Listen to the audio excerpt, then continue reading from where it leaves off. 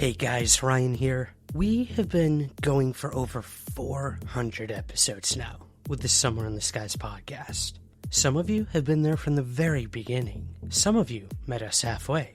And some of you are brand new, which is just so cool to me. So, I'm taking a page from the book of That UFO Podcast, hosted by our good friend Andy McGrillen. And I've decided to do some Omnibus episodes that feature collected interviews with a singular return guest, or themed collections. I thought this would be a good way to introduce new listeners to some of our fan favorites, and for a walk down memory lane for the veteran Somewhere in the Skies listeners out there. Today, you'll hear 3 different interviews that we conducted with prolific author Nick Redfern. You'll first hear his controversial research on what the Roswell UFO crash may have actually have been. We then move to his equally controversial research on the Rendlesham Forest UFO incident. And then we end with a fascinating in-person interview where Nick discusses UFOs and the Kremlin. If you like these types of episodes, let me know who or what you would like next in our new Omnibus series. And again, special thanks to Andy over at That UFO Podcast for letting me borrow his idea. And be sure to subscribe to That UFO Podcast wherever you get pods and on YouTube. But for now, here's our Omnibus episode with Nick Redfern covering UFOs, Roswell, Rendlesham, and Russia. Enjoy.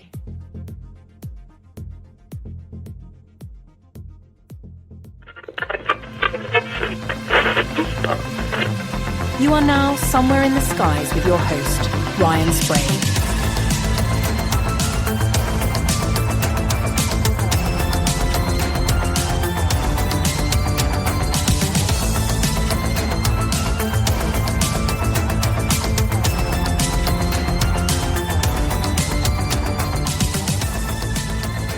Headline edition, July 8, 1947. The Army Air Forces has announced that a flying disc has been found and is now in the possession of the Army. Army officers say the missile, found sometime last week, has been inspected at Roswell, New Mexico, and sent to Wright Field, Ohio, for further inspection. Colonel William Blanchard of the Roswell Air Base refuses to give details of what the flying disc looks like. In Fort Worth, Texas, where the object was first sent, Brigadier General Roger Ramey says that it is being shipped by air to the AAF Research Center at Wright Field, Ohio. The disc also appeared too flimsy to carry a man. I got a letter from 13-year-old Ryan from Belfast. Now, Ryan, if you're out in the crowd tonight, here's the answer to your question.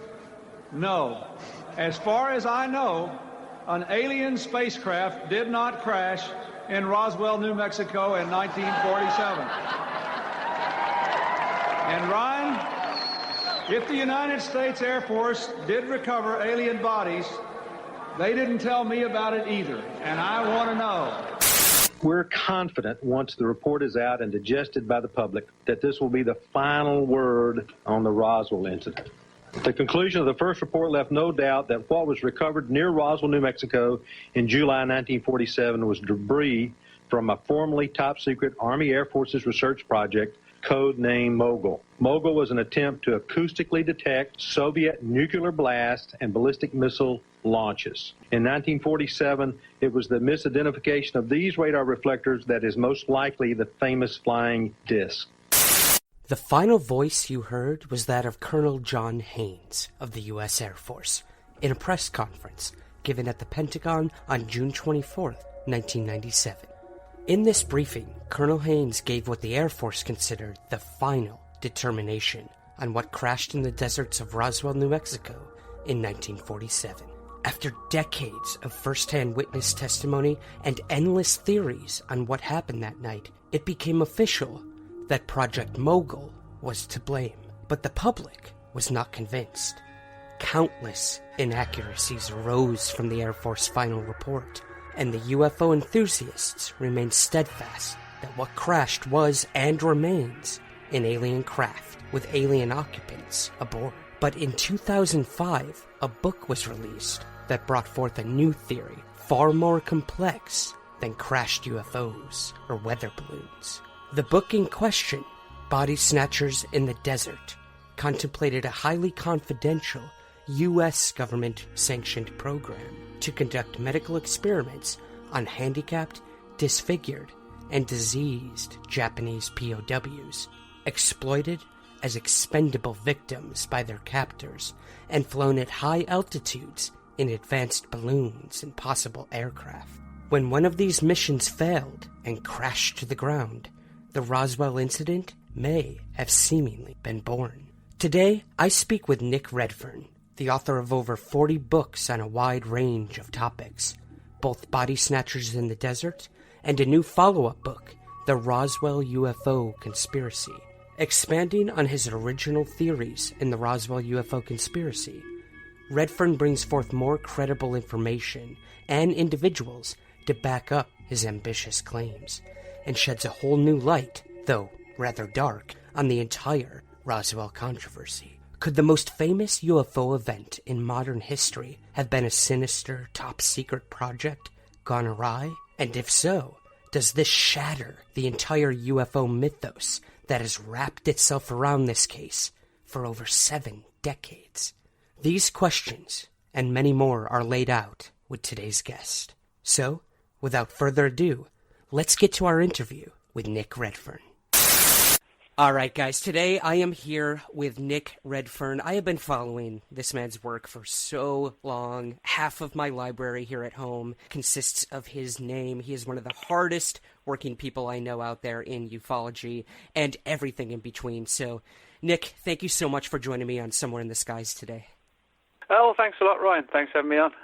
Yeah, of course. The reason I'm having you on today is because we have the 70th anniversary of the Roswell incident coming up in July. And, you know, there have been so many explanations given as to what happened in Roswell in 1947. But you truly took that ball and ran with it with your new book that we'll get to shortly. But I want to start with your first book on this topic, if that's okay with you. Sure. Yeah, we've heard many explanations about what crashed in 1947, but none as controversial, I would say, and as scrutinized by the UFO community as what you brought forward in 2005. So, for those who may not be familiar with your first book on the Roswell case, can you tell us a little about Body Snatchers in the Desert? Yeah, well, this was basically based around testimony that came from about 6 or 7 elderly people. Three of them were from the intelligence world. One was in the military and one was in the medical community. Those were the primary sources, but there were a few others as well. And it was sort of like a convoluted way in which I got in touch with them, which I talk about in the new books. That in the first book, the publisher, Simon & Schuster, just wanted the data. But I felt it was kind of, good to present some information on how I got to know these people, but they didn't want to do that. So that's why in the new book, I've sort of detailed how I came to know these so-called whistleblowers. And basically, the story that they told was that, yes, there was a big cover-up at Roswell, yes, that something came down, and that, yes, there were bodies involved as well. And the story that they collectively told was sort of, to summarize it, was sort of like post-war era, post-Second World War era experiments using people in things like high-altitude exposure flights, like experiments, that kind of thing. Many of these incidents, or flights, if you like, involved massive balloon arrays, and in some cases where they would have these detachable lifting body type crafts attached to the balloon. So there's a lot of weird experimentation going on. And in the same way that at the end of the Second World War, a lot of the Nazi scientists who were experts in rocketry were secretly brought over from Germany to work in New Mexico on the rocket programs at White Sands. In the same way that happened, there was also like a clandestine Japanese program to bring Japanese scientists over, because in the closing stages of the war, the Japanese were working on these gigantic balloons that would come over to the United States with these detachable lifting body type of craft in sort of like a kamikaze type mode. So the technology for these sort of radically different balloon devices were brought to New Mexico as well, where a lot of the studies were undertaken. And according to the story that was given to me, there were actually several fatal incidents with these flights in New Mexico, but one of them, most of them were hidden because the military got there first when these things came down. But with the Roswell case, as everybody knows, that the rancher at the Foster Ranch where the wreckage was found, Matt Brazel, the rancher, got there before anybody else, and that included the military, so the cat was out of the bag, so to speak. And in this case, again, it was one of these massive balloon arrays, supposedly, with a detachable craft and people on board. And because, you had these connections with the Nazis and the Japanese and the human experimentation angle, it was all hidden under this sort of cover of weather balloons, flying discs, crash test dummies, mogul balloons, and who knows how many cover stories. Now, of course, the big question is that the real scenario? As I point out in the new book, there are sort of 10 or 12 theories for what happened at Roswell. So, that's why the case is so controversial, because there are so many theories. But this is the one more than any other that I've sort of pursued over the course of 2 books. Right. And in the new book, The Roswell UFO Conspiracy, Exposing a Shocking and Sinister Secret. This is, like you mentioned, a follow-up where you get more in depth. You bring these people forward more than you did before. Could you give us sort of the impetus of why you wanted to do this follow-up book and what new information we can glean from these scenarios that you've brought forward? Well, yeah, there are a couple of reasons why I wanted to write the book. One was because, the book came out, Body Snatchers came out in 2005, so we're talking 12 years ago. And in that 12-year period, I was able to get a lot more material and data that supported that particular theory. But the other reason was that, back in 2005, when Body Snatchers came out, and I was sort of, the worst thing in ufology possible to a lot of people, the people were saying, well, this is Nick Redfern's theory or Nick Redfern's story, etc., etc.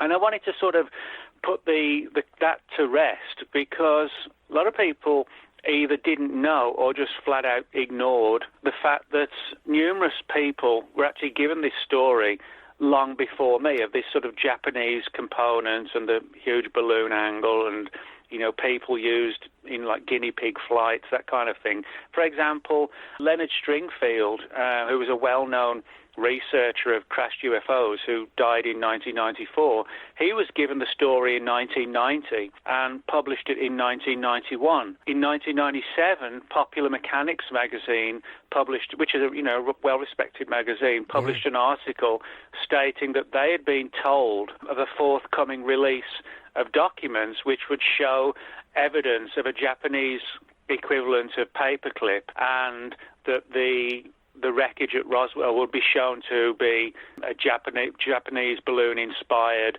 with, again, one of these lifting body type craft, and with the bodies being human bodies used in these experiments. And there's several other, I won't go through all of them, but there are several other examples like that which came way before my book, not only before my book was published, but even before I'd spoken to the people who I spoke to for the book. So in other words, it's a situation where, regardless of whether people accept that theory or not, it has been around a long time. I guess the main reason why people kind of tied it to me is because I wrote a book on it, and a book's more visible than a small article. So those are the two main reasons, were to sort of get the new information out there and to demonstrate, that this was also a story that you can find multiple strands on if you're prepared to go and look for it, rather than just my books, Right. Well, let's break down that idea of bodies being found. This has always been one of the most controversial aspects of the case.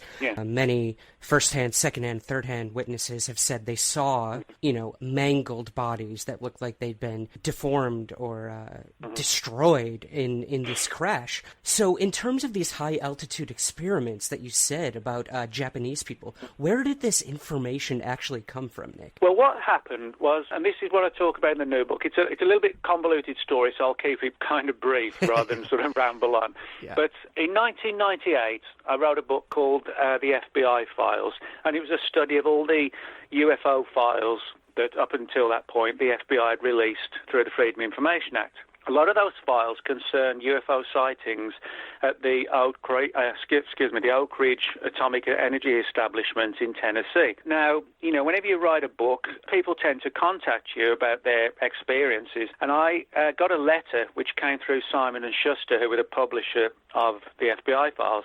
And, they typically, most books, they'll say inside, if you want to contact the author, write to the publisher at this address. Mm-hmm. And, I got quite a bit of feedback, and one was a letter that came from the United States. I was living in the UK at the time, and it came from an elderly woman who said she worked at Oak Ridge back in the 1940s through the early 50s, and that she could share some information with me that I would find interesting. And I assumed, because she'd read the book and she referenced the chapter in the book, which was called, I think, for the Oak Ridge Secret or something like that, and I assumed that's what she wanted to talk about, her knowledge of UFO sightings in and around the Oak Ridge area. And she was very cagey. She wouldn't put the actual story she wanted to tell me on paper. She wouldn't let me speak to her on the phone about it. She wouldn't allow me to fax it. That was, we're talking, that's how long ago it was, faxes. Right. and I said, well, I live in England, so it's kind of tough if you're not willing to put it in paper, not willing to talk on the phone. It was early years of internet, and she wasn't on the internet, and so it kind of stalled. But then when I moved to the US in 2001, just purely coincidentally, she was actually by then living in California, and when I came over, and people over here knew I was over here, I was asked to do like a series of lectures up the West Coast, and that made it sort of the perfect time to finally speak to her. And she was in her sort of late 70s then. But we sat down, she told me this story about how when she was at Oak Ridge, where a lot of research was done into, like, for example, how radiation has an effect on the human body and so on. Because, again, bearing in mind, the 40s was when a lot of this research was going on, and certain answers hadn't been, solved as far as, things like high-altitude flight, radiation exposure, that kind of thing. And she told me that on several occasions, unusual looking bodies, I should say, were brought in to the facility. This included people who looked like just regular, normal people who'd clearly been in some sort of, pulverizing accident of some sort.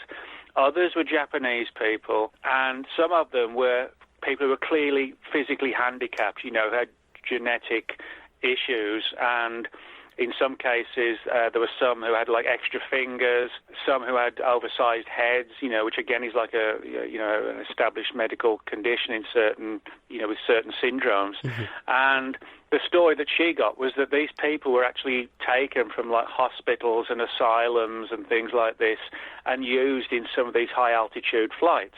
And when I spoke to her, she told the story, but I mean, I'm not exaggerating when I say, she was terrified and very concerned as to not just, what should she say, but even should she say anything. And she shared the story with me.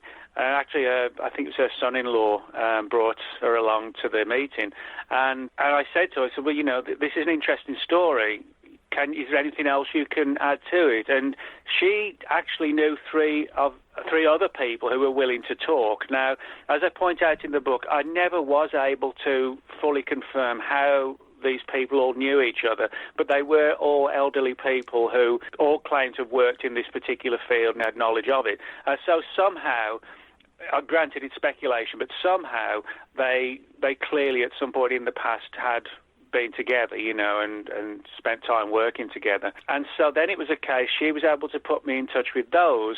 They were able to put me in touch with a couple more people. So by roundabout, that was 2001, so roundabout late 2002, I'd got a huge amount of information and I'd interviewed all of these people. So then it was a case of putting it together, and I spoke to Patrick Weege, who was Patrick at the time, who now runs The Anomalist, but at the time he was working on a new project of books for Simon & Schuster over here. Mm-hmm. And he pitched the idea to them and they liked it, and so that's basically the original background from. Had I not written the book, The FBI Files, with the Oak Ridge chapter in there, the woman who worked at Oak Ridge probably wouldn't have contacted me, because she would have no reason to, and I wouldn't have got the story. So it was just purely down to those sort of random chance events more than anything else. Wow. Yeah, and we've heard that random chance aspect with this case more than any. I mean, most of us wouldn't even know about the case if, Jesse Marcel Jr. That's right. didn't happen to run into Stanton Friedman. So, I mean, it's incredible what has come forward about this case, and clearly, having it have happened 70 years ago, we have very few individuals still alive to talk about it. There's files, Nick, that you brought forward in this new book that were revealed in the 90s. Could you tell us about these missing files that were about the Roswell base and what these consisted of? Well, yeah, I mean, this goes back to really 1993, and what happened was that the then Congressman of New Mexico, Stephen Schiff, he heard about the Roswell case around about that time, and he heard these stories about people being threatened, lives being threatened, you won't talk about this, and he wasn't sort of like a full-on believer in the UFO angle, but he was convinced by the sincere nature of these people and their obvious truthfulness that he felt that at least something happened on the ranch back in 47 that wasn't a weather balloon or didn't involve a weather balloon. And so Schiff decided to look into this further. And what he did, he contacted what back then was called the General Accounting Office. Today it's called the Government Accountability Office. And they're basically the investigative of Congress. If somebody wants something investigating within the government, the GAO are the people who will sort of look into it.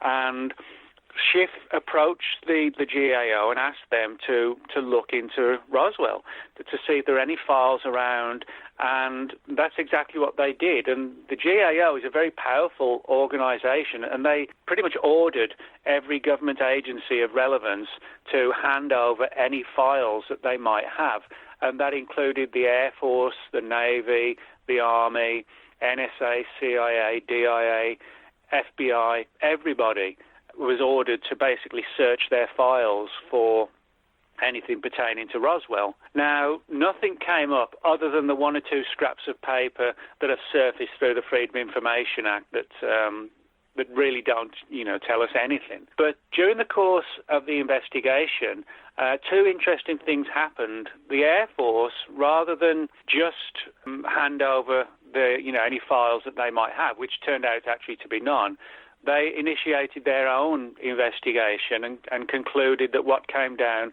was a mogul balloon, which was one of these gigantic balloons for essentially monitoring for Soviet atomic bomb explosions. They would fly high, and that they could detect, if the Soviets had actually successfully detonated an atomic bomb. So that was the Air Force's conclusion, but during the process of looking for files on Mogul, which they thought was the answer, they found that, I should say that the GAO found, but also then informed the Air Force, that all of the outgoing messages from the Roswell base from 45 to 50 were gone. They were just literally vanished. Now, I mean, that's not, rumor, hearsay, or conspiracy. That's a historical fact. All of the outgoing messages from the base for that 6-year period cannot be found anywhere. And even the Air Force and the GAO admitted that when they spoke to archivists and people overseeing, these historical files, no one could figure out when the files had gone missing. I mean, in theory, if these files, these massive amounts of files that are kept, locked away, if they hadn't been studied for years, well, the files could have been pulled back in, the early 50s and shredded or just removed to another secure location. It was only when the Air Force and the GAO went looking that there was a realization that the files were gone.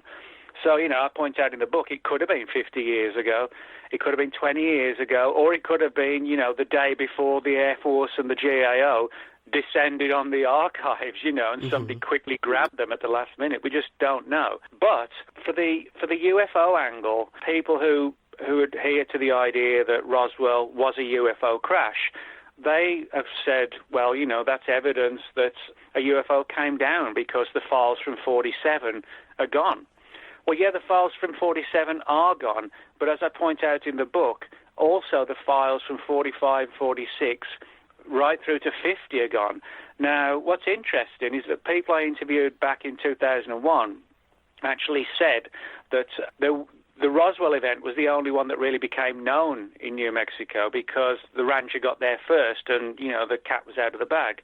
But they all said that there were a number of other of these experiments that ended badly, but the military got there first and it was all covered up. But they talked about these events going on from 45 to about 49.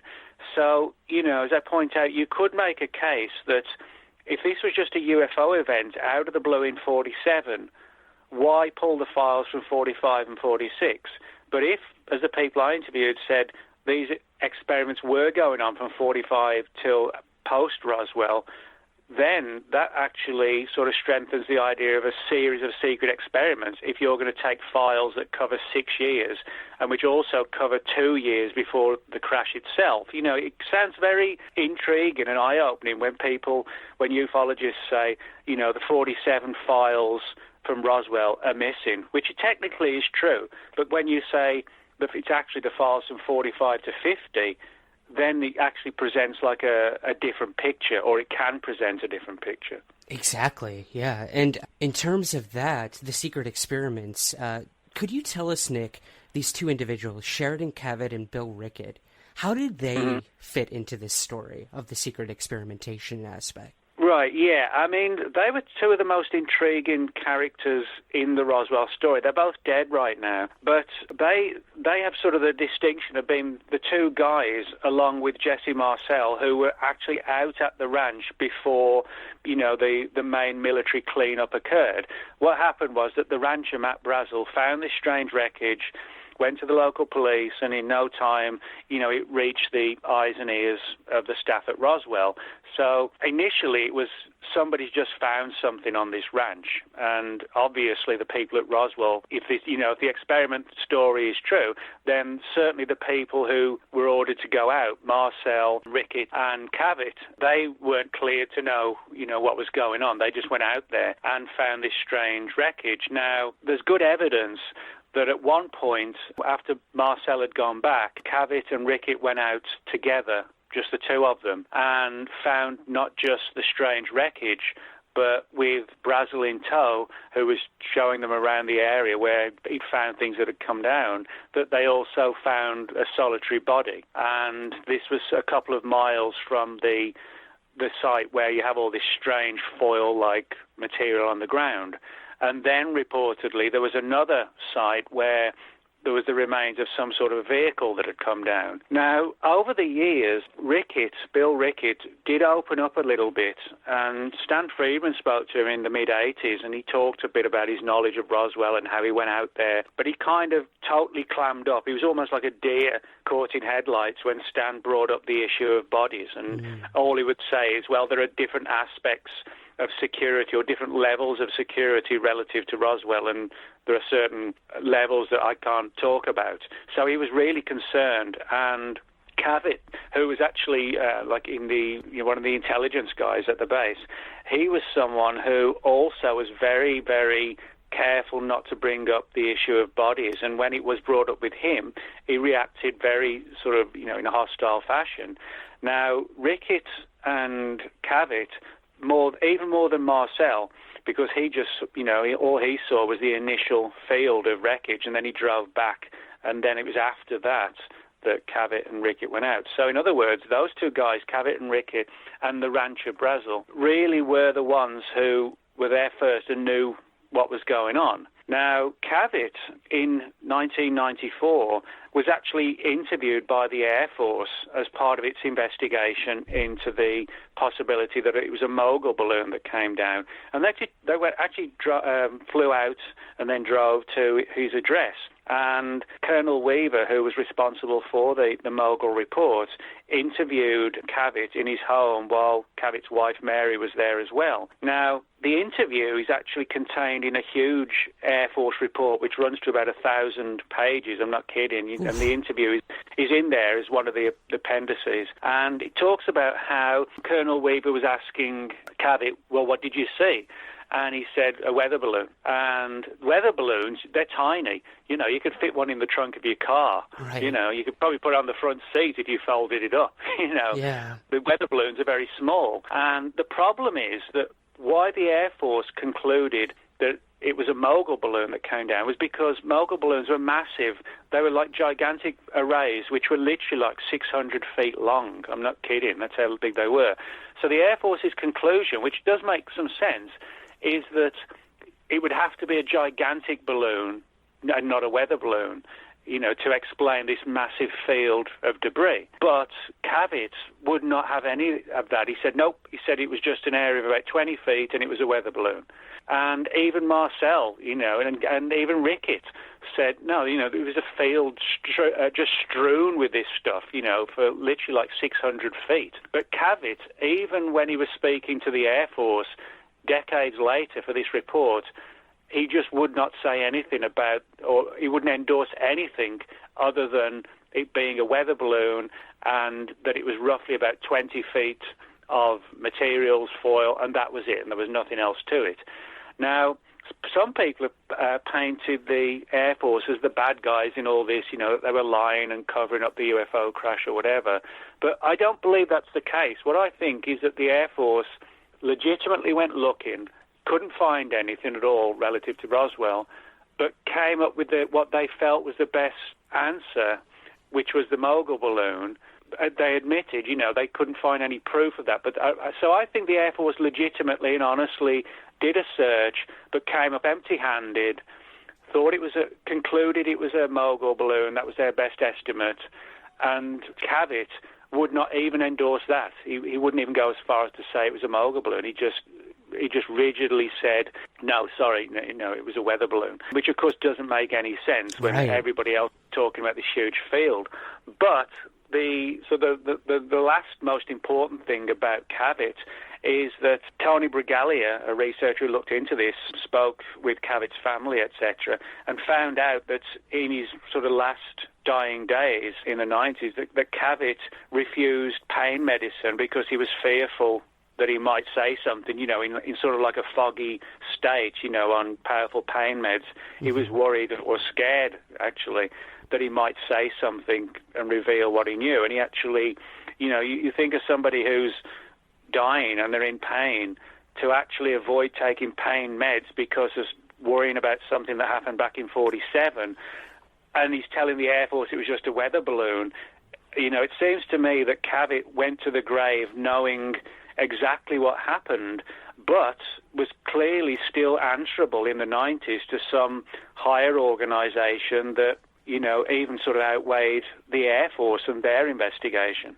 Wow, that is dedication beyond anything I can imagine, and it's very telling as well. In terms of that, Nick, there was also a Australian informant who shared what he knew about these experiments in Roswell that you put in the book. Could you tell us a little about this individual? Yeah, well, what happened was that, to give you like a timeline, the manuscript of Body Snatchers in the Desert was handed over to Simon & Schuster in 2004. And what happened was that because it was sort of a very controversial story, Simon & Schuster, you know, sat on it and there was no sort of pre-advanced publicity. In fact, I don't think anybody in ufology, apart from Greg Bishop, knew that I was even writing the book. Mm-hmm. So it was all very, you know, sort of undercover, so to speak. But unbeknownst to me at the time, roughly about 8 or 9 months, I think it was, before the book was even published, and a well-respected Australian UFO researcher, Keith Basterfield, Keith had been approached by an elderly guy in Australia whose father worked for British intelligence, specifically MI5, and MI5 is the British equivalent of the FBI over here. And Keith listened carefully in a personal meeting with this guy in Adelaide, Australia, about how his father had confided in him what he knew about Roswell, which had actually come from, interestingly enough, files that MI5 had on the case. So that kind of suggests that maybe they were sort of following the Roswell story at some point and had collated material on it.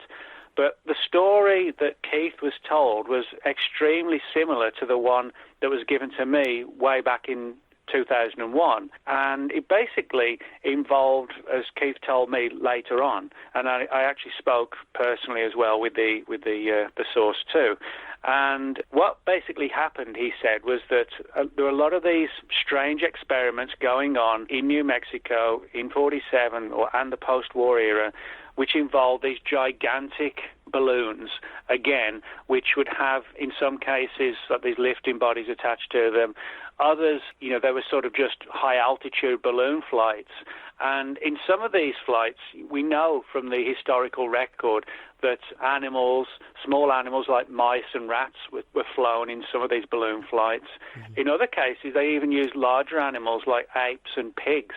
And the story that Keith was given was kind of very similar to the one I got, that, after doing those experiments, they crossed the line, started using human subjects. But, of course, the problem was, as Keith's source said, is that the problem was, well, how do you get people to do this, to volunteer? No one's going to volunteer. Well, in many respects, they didn't want volunteers because that would sort of tell too many people about the story. Mm-hmm. So what they decided to do, reportedly, was to take people from asylums, from hospitals, people who wouldn't be missed, at a time back then when sort of psychological illnesses, physical handicaps were sort of, people didn't want to talk about it, and unfortunately a lot of people just got placed in hospitals for what often turned out to be short, unfortunate lives. And so the story was that they took a number of people from hospitals, from asylums,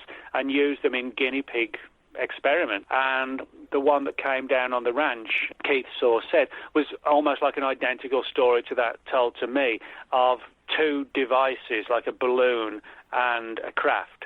And that kind of makes sense because everybody who's dug into Roswell deeply, believers or, people who take a down-to-earth explanation, all the evidence suggests that there were two crash sites. Now, the way it was explained by Keith's source was that whatever this calamity was that kind of happened high in the sky, it resulted in the explosion of the balloon. So when I say balloon, I'm not talking about like a 30-foot kind of thing. We're talking like a giant balloon, almost like a Zeppelin-type balloon. Right. And so what you have the sudden detachment of this craft, which was heavy. So that just went down vertically and slammed onto the floor of the ranch. But then you have all this balloon debris, which is much lighter, of course, raining down like snow from high above. But because, you've got the weight of the vehicle slamming it down vertically into the ground, then you have the foil-like wreckage, which is very light, coming down, but also affected by the wind and the fact that it's just light anyway. So it would clearly have come down at a somewhat different location to the craft itself.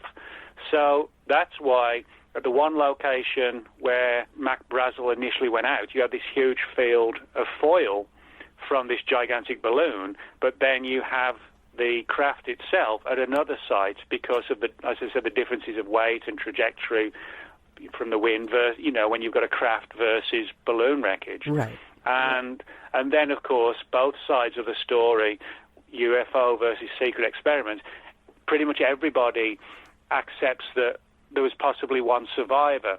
And that's what Keith's source said, that one of these survived the crash.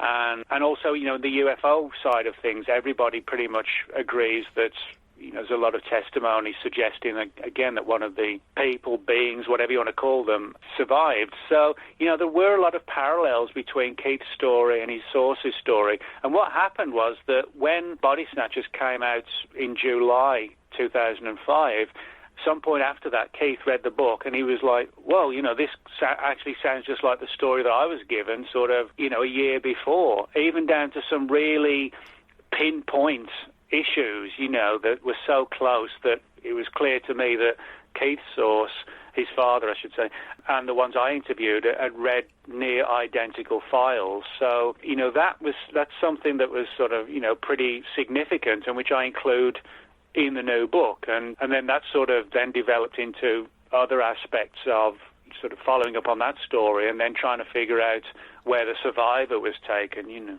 Yeah, exactly. Well, let's talk about that survivor aspect, Nick. I mean, in the new book as well, you bring forth the work of Kathy Caston, a UFO researcher, and that location being Fort Stanton. This was extremely compelling, and while you drew many connections, this was the most telling for me. Could you tell us a little about Kathy and her work in this case? Yeah, well, when Body Snatchers in the Desert came out in 2005, this was when, UFO Updates, Errol Bruce Knapp online discussion forum was still going. And, I'd been a subscriber to it for years, and I would occasionally comment. But when Body Snatchers came out, it was like all hell broke loose, and which I get. I knew what it was going to happen, but I'm not someone who sort of worries or panics, oh, people aren't going to like me. That's not my character. If I find something I think is important to get out, I put it out. And, what the consequences are, we come to that when we come to it. So what happened was a lot of people, in not just ufology, but particularly in the Roswell field, read the book. And that sort of provoked a huge months and months of debate and comments and posts on UFO Update. I'd wake up every morning and after breakfast, I'd log on and there'd be like 20 more comments to reply to, Yeah. And there was a lot from people like David Rudiak, Gildas Bourdain, France, Kevin Randall, etc., etc. And some of the comments and posts were quite rational, just general questions in which, I did my best to answer. And a good debate would go on. There were other people who were just, they were baying for blood, and that they got like. My response to them was like the middle finger, but I just ranted at them. Yeah. They ranted at me, I ranted back. And so this went on for a while. Now, in terms of who was actually commenting, one of them was Kathy Caston. And Kathy was someone who was quite, in her comments at UFO Updates, it was clear that she was open to this theory. So I sort of put out a feeler to her on email, and she got back in touch with me. This would have been sort of late 2005. And we chatted on the phone for quite a long time. And it turned out from that conversation that, unknowingly to me, that Kathy, as far back as 2001, had been following this Japanese angle of Roswell and the sort of human experimentation angle. And she sent me, over the next couple of years, various papers and articles that she'd put together, and also synopsis of a book and a couple of sample chapters, but which had never been published. And we used to chat a lot and, send each other stuff over. And unfortunately, Kathy died at the age of 72 in 2012. Now, before she died, she sent me quite a bit of stuff and said, if you want to use this, feel free and go ahead. When she died, her family got in touch, and basically because they knew we were friends and had covered the same ground, they offered to send me and allow me to use Kathy's files. And literally what happened was that literally thousands and thousands of pages of material turned up on the doorstep in big, heavy cardboard boxes. And some of it had nothing to do with UFOs. Some was on mind control research and military history, that kind of thing. But as I went through the material, there was actually turned out to be a lot of material on Roswell and her findings and discoveries on the case, which I'd never seen before, but which were all relevant. For example, she had a number of sources who claimed to know what had happened to the surviving passenger, if you like, or guinea pig on this flight, who was apparently critically injured. Now, what's interesting is that, you have the Foster Ranch where everything came down. Now, as far as the story went, there were 3 or 4 people on board. One of them survived, albeit in a critically injured state. The others were dead. And Kathy's sources told her that the ones who were killed on impact, the bodies were taken back to Roswell and the hospital there to where they could be sort of autopsy to try and figure out what went wrong, or to preserve them so that down the line they could be examined more fully. But she said that Kathy's files suggested that the one survivor was taken to a place called Fort Stanton. Now, what's particularly interesting about Fort Stanton, it's an old military base. It actually goes back to the 1800s. And it's actually in Lincoln County where the Roswell crash occurred. And while it's not, within spitting distance, it's actually no distance at all from the ranch. Mm-hmm. Now, what's particularly intriguing is that during the Second World War, Fort Stanton was home to so-called enemy aliens, Japanese enemy aliens, as they were known in the Second World War, people who were Japanese but who lived in the U.S. And then, of course, when we went to war with the Japanese, a lot of those people were put into kind of like, detention camps. On top of that, Fort Stanton was also at one point home to physically handicapped and psychologically affected people as well. So, you have the key components of the physically handicapped people, psychologically affected people, Japanese people, all housed, if you like, at Fort Stanton. And Fort Stanton is, as I said, stone's throw from the Foster Ranch. So if Kathy's sources were telling the truth, it would make perfect sense to take a critically injured crew member, if you like, to take them to Fort Stanton because it was so close. It was no distance away at all. And the most outrageous, it is outrageous, but if it's true, it's even more sensational. Her sources said that the man was critically injured and died at Fort Stanton several days later, and that to hush it all up, he was actually buried. His body was buried in the huge cemetery which overlooks Fort Stanton, and it is a huge cemetery. Fort Stanton was once a tuberculosis hospital, and many people died, and there's more than 1,000 graves in that cemetery. So there's that angle to be pursued, but no one can kind of go around digging up all the graves. Right. That's not going to work. But it was a fascinating story, and again, it wasn't just to me, it wasn't just important because it was a fascinating story, but it was because Kathy had uncovered this extensive amount of material, and this was all done without her telling anybody in the community for the most part, and yet it dovetailed and paralleled very much what I'd found, what Keith Basterfield had found, etc., etc. Now, one of the people that Kathy focused on significantly was a man named Randall Lovelace, who went on to have a very high position within NASA. Right. And Kathy had a number of sources who told her that he was at the forefront of trying to figure out, or try and save, at least try and save or help or the military to understand why he died and, what had caused the injuries. Obviously, it was impact, but what had caused, the accident to occur.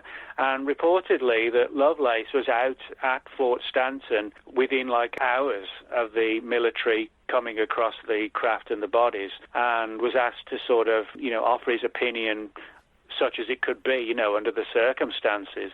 But Lovelace was someone who was based, no distance away in Albuquerque.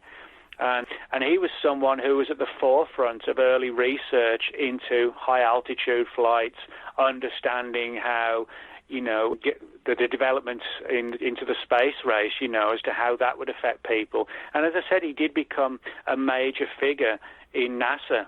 And so, but what's interesting is that there have been rumours over the years of a Lovelace connection to Roswell. So again, Kathy was really at the forefront of this, and some of her material, she was actually clearly quite concerned as to what she'd found. And I think, reading between the lines, that I think she probably destroyed some of the papers for fear that, if they fell into the wrong hands, it would name names and, people could end up in major problems. So I think there are certain aspects of Kathy's files we'll never really see. But what we can see, certainly adds a lot of weight to this sort of guinea pig, Japanese, handicapped people, massive balloons, and then, of course, Fort Stanton, which is sort of integral to nearly all of those issues.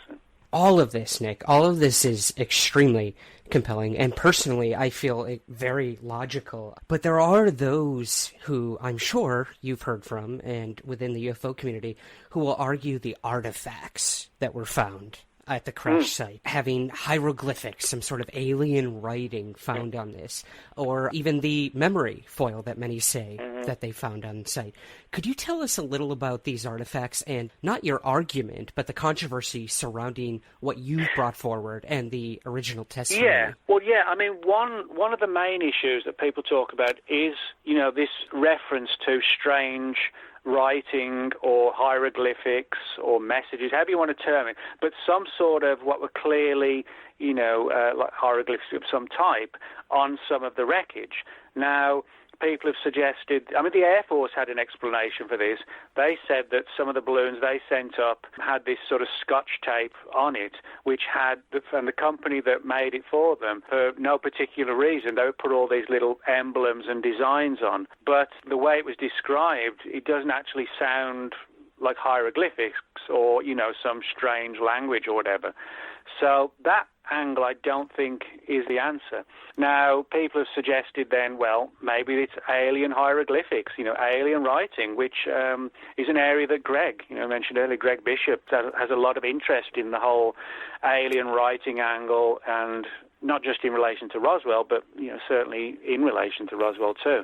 So people have said, could it be alien writing? Well, if aliens crashed, then yes, it could. The story I got was that, yes, there were sort of strange markings on part of the wreckage that was found at the Roswell site. But the people I spoke to said it was Japanese writing.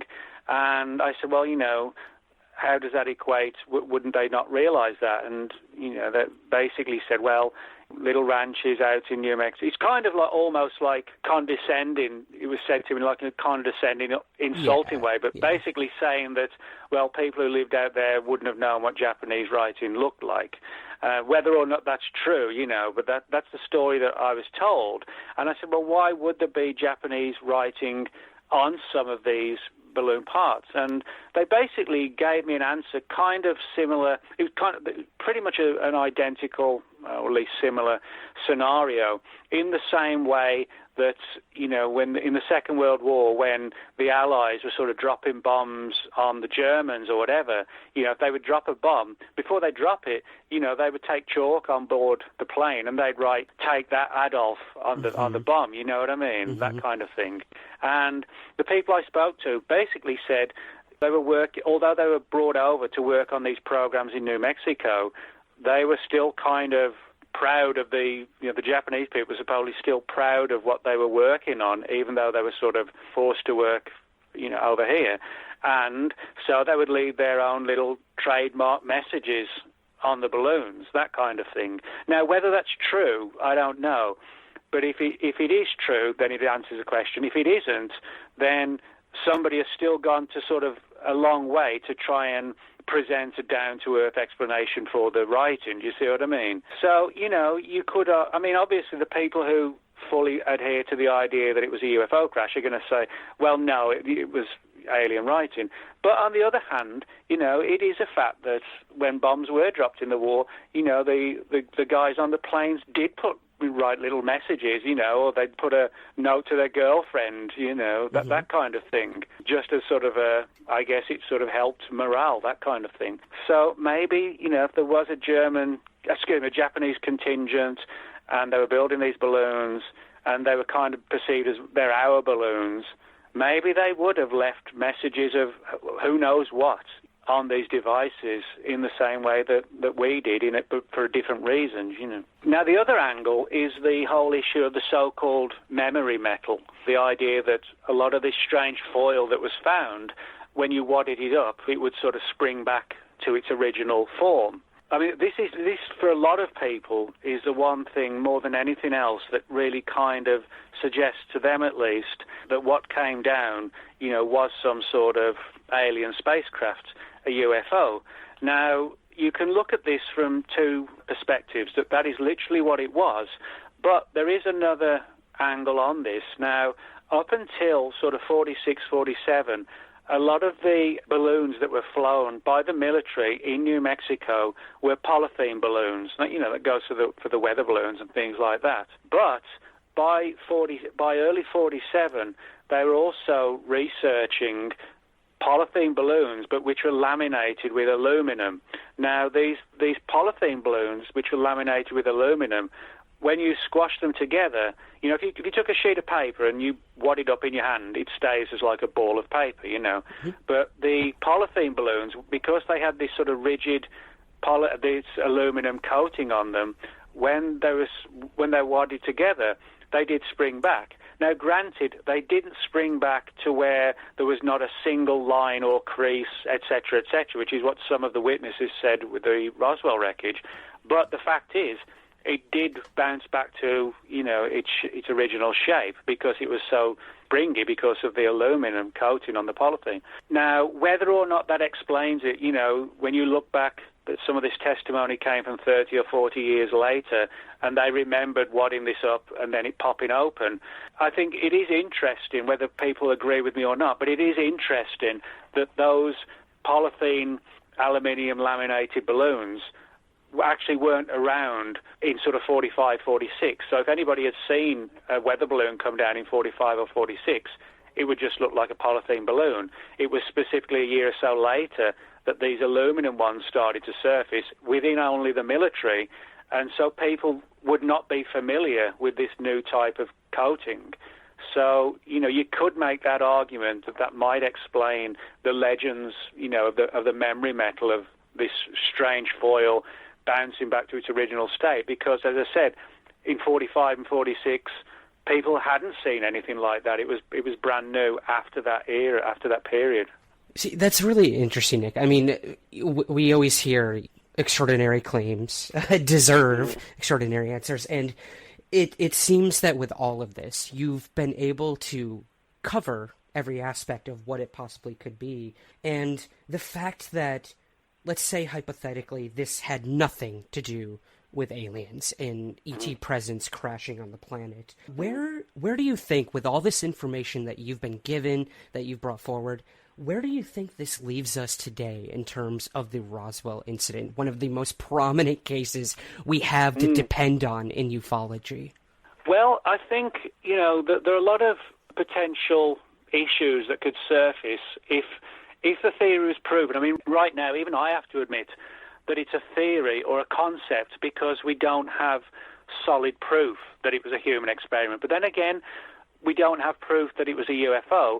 And even by the Air Force's admission, they've never found a single file to suggest it was a mogul balloon. It was just their theory that it was a mogul balloon. So we're wide out, you know, all across the board. There's no evidence for any particular theory. Yeah. But if the human experiment angle was proved and Roswell as a UFO event did collapse, I think it would have a major effect on ufology. And as I see it, that's ufology's own fault. And the reason why I call it a fault is because I think Roswell should always have been treated as a UFO, as just another case. But what's happened is that Roswell has been elevated to the case, the number one event upon which much of the whole UFO history and lore relies upon. And of course, you know, it's like that old adage, you know, you put all your eggs in one basket and you drop the basket, everything goes with it. Mm-hmm. You know, the bigger they are, the harder they fall, that kind of thing. Now, if, you know, it's like, for example, if it was proved tomorrow that, say, the Socorro case in 1964 didn't happen, it was a fake or a hoax or whatever, ufology wouldn't collapse.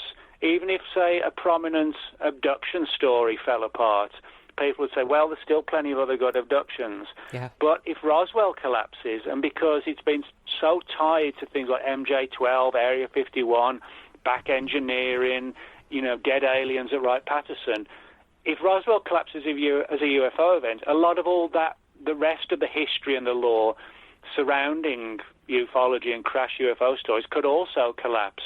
But that wouldn't happen if Roswell was just considered just another case. But ufology, I think, made a mistake in insisting on having a number one case, because when you have a number one case, the stakes are really high if something goes wrong, you know. So I think that the future, if it was proved, could be, I wouldn't say it'd be bleak for ufology, but I actually think it might push people more down away from the idea of, well, if Roswell wasn't a nuts and bolts UFO after all, maybe the nuts and bolts angle isn't the one we should be following. And I think it could sort of push things more down, the path that people like John Keel and Jacques Vallée went down, where you're dealing with something more paranormal based, Mm-hmm. But then on the other hand, I think, convincing people who've spent 30, 40 years of their lives dedicatedly following the UFO angle for Roswell, I really don't see those people changing their minds, because it would be such a shock. It would be such a situation that they wouldn't want to deal with, and so consciously or subconsciously they will continue to deny it. And of course the problem is, with any scenario for Roswell, we don't have any proof. We have, supposition, we have theories, we have ideas. We don't have, the smoking gun documents, although some people say we do, and they talk about the so-called Ramey memo. I'm sure you know this story about General Ramey photographed with some of the wreckage out of Fort Worth, but he's holding this bit of paper, and part of it is most of it is pointing towards the camera, and of course with today's technology, the picture's been sort of expanded, blown up, and studies have been, programs have been used to try and de-blur the writing, and some of it, it is clear what the words are. But the most controversial aspect is one little section that seems to refer to, quote, the victims of the wreck. Now, people again who follow the UFO angle or stick to it would say that's the smoking gun that alien bodies were found on the ranch, and maybe that is what exactly what happened. I cannot prove otherwise. But what I point out in the book is that if the writing's correct, victims of the wreck, then, and it was a UFO crash that came out of the blue, I would have thought that the memo would have said not the victims of the wreck, but something like the crew or the beings or the spacemen or something like that. To me, as I also point in the book, the term victims almost has like a human emotional tone to it. You know what I mean? Exactly, yes. And, victims kind of makes, as if they were victims of something. I don't mean like the victims of just a crash, but victims in the sense that they were used in disturbing situations. And as I said, the way the military works, victims, you don't sort of see much emotion used in government documents. It's just straight to the point, these are your orders, etc., etc. The victims of the wreck kind of, to me, does put, as I said, this emotional human quality on the nature of whatever these entities were, So I think Roswell is still wide open as to what could happen or what did happen, but it's whether or not we find a smoking gun is going to dictate a firm answer, or are we just going to be talking about Roswell, Nick thinks this, Stan thinks that, Kevin thinks this. That could, in a worst-case scenario, that could be the situation, that we never solve it, and it gets up further and further down the line, and it becomes like a ufological Jack the Ripper. It's an old mystery, fascinating story, but it's so long ago, there's nothing we can do with it. So maybe one day something will surface, and that would be my hope, regardless of what the answer is. I think we should all... I don't think any of us should be upholding belief systems when it comes to Roswell. We should all just be looking for the hard facts. And if the facts surface, one or more people are going to be right and one or more people are going to be wrong. And I would hope whichever camp each of us fall into, we'll be man enough to stand up and say, okay, it's this or it's that. But don't get caught up in beliefs, and because a story sounds exciting and conspiratorial, just go where it goes, Yeah, exactly. I mean, when it comes down to it, Nick, like you said, we're all searching for the truth. And with bringing these theories forward, we are we have to admit that they are just theories. But if we don't come up with new theories, we're never going to get anywhere. So I think that's a very good point. We're all searching for the same thing, and that's the truth behind what happened in Roswell. Yeah, but the big problem, though, is, of course, emotions get involved, and I mean, that, which is normal, because, none of us are sort of, emotion-free robotic machines. We're people. We have our emotions and thoughts and ideas. So that will never go away. And I don't think, to a degree, it should go away. But I do think, that we should just sit back and kind of take a deep breath and realize that there are other scenarios, and we should look into. We're investigating UFO cases. We're not trying to uphold a religion. Nick, you are going to be attending the Roswell Festival on the 70th anniversary. Am I correct? Yes, I'm going to be burned in effigy down the main street. Yeah. I was just going to say, how are you feeling about that? Oh, I don't mind. I was there for the 60th anniversary, and like I said, I'm not the sort of person who, panics or worries about things like this. I have a strong character, and I'm happy to debate whether in a relaxed format or in a heated format. I'm happy to debate the pros and cons of this theory versus that theory. And I know you asked me in one of your email questions, you said, do I even care what people think? Well, I do. I care in the sense that, I like to know what people think of the theory, obviously, and I like to get feedback, again, regardless of whether that's good or bad, because I like to know, where the community's head is at, the collective head is at. So I care in that sense, and I care in the sense that I'm always grateful, when people follow what I do. I'm not some sort of ego-driven guy who sort of dismisses his audience. I think it's important to know what people think. But on the other hand, if people disagree with me, that I don't care. I'll just fight my position. I don't lose sleep thinking, if I write a book about Roswell as a secret experiment, are people going to stop booking me to speak at their conferences? My mind doesn't think like that. I don't worry about those kind of things, or what are people going to say about me. People can say what the hell they like about me, and I'll say what the hell I like to say about them. You have to sort of have thick skin in this field, and if you're going to go against the accepted grain, then you better be prepared, and I am, and just as I was back in 2005. So, but then by the same token, the people who think it was a mogul balloon or aliens should, quite rightly, defend their turf until we know for sure what it was that happened. Yeah, well, and I mean, the fact that you are open to feedback is primarily the reason we have a follow-up to Body Snatchers. So I think that's a very good point. And I'm glad to see that you take that you're open to that, because many are not in this field. So that's very... No, they're not. It's like minds are made up, and a mind made up is fine if you're on the right track. If you're on the wrong track, a mind made up is a disaster, because you'll never, ever go down, that right path. Yeah, very good point. Well, Nick, what's next on your path, my man? What do you got going on? It seems like you're pumping a book out every day. We hear that cliche whenever someone brings up your name, but it's true. What comes next for you besides the 70th anniversary Roswell event? Well, actually, two very different books. I've got one coming out in September with Llewellyn called Shapeshifters, which is a study of, as the title suggests, sort of shape-shifting creatures throughout history, mythology, folklore. I mean, everybody thinks of shapeshifters, I think of werewolves, and there are a couple of chapters in there on that, but also like Native American stories of skinwalkers there and there, African cults that believed in the transformation of people into leopards, the leopard cults and things like this, and stories from the UK of these ghostly red-eyed black dogs, which actually inspired Conan Doyle to write The Hound of the Baskervilles. Those creatures can reportedly shape-shift and so on. So that'll be out in September.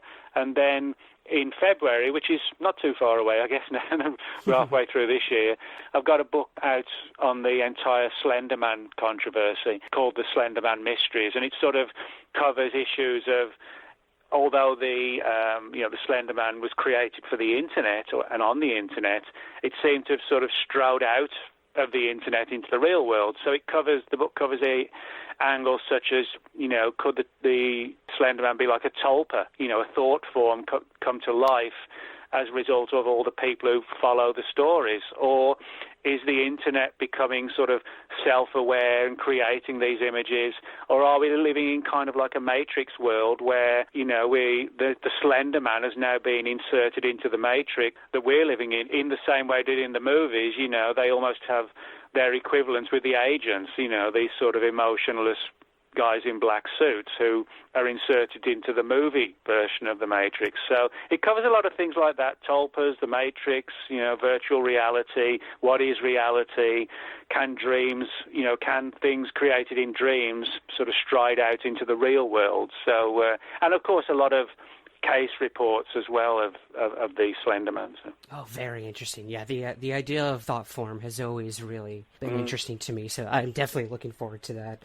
Well, Nick, the book is The Roswell UFO Conspiracy, Exposing a Shocking and Sinister Secret. Where can we find the book, and where can we find out everything you're up to? Well, I have a blog which I update most days called World of Whatever, and the address is Nick Redfern 14, Fortean, Nick Redfern 14.blogspot.com. The new book, Roswell UFO Conspiracy, you can get it on Amazon, and you can also order it through Barnes & Noble stores as well. And people can also reach me at Twitter, Nick Redfern UFO, or also at Facebook. Just scroll down. There are a few Nick Redferns, but just go down the list and you'll find me. So.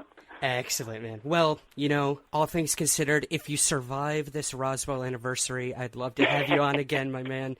Right. It's been an immense pleasure. Thank you so much for joining me. Yeah, I can let you know how it all went. Please do. Any updates would be great. Live tweet the event. All right. All right, cool. All right. Thanks again, Nick. All right. Thanks a lot, Ryan. That's it for this week's episode. Again, to read all of Nick Redfern's work, you can find him at nickredfern14.blogspot.com. As usual, if you haven't already, please consider rating and reviewing the show on iTunes. It makes the show more visible to gain new listeners. If you have a guest or topic suggestion, reach me at sprague@somewhereintheskies.com. Episodes can always be found in all formats, such as Stitcher, Google Play, iTunes, and YouTube over at somewhereintheskies.com. I'll see you next Monday when we go big, exploring UFOs over Texas with researcher Jane Kyle. It's going to be a hell of an interview. Have a great week, and remember, keep your feet on the ground, but never stop searching somewhere in the skies.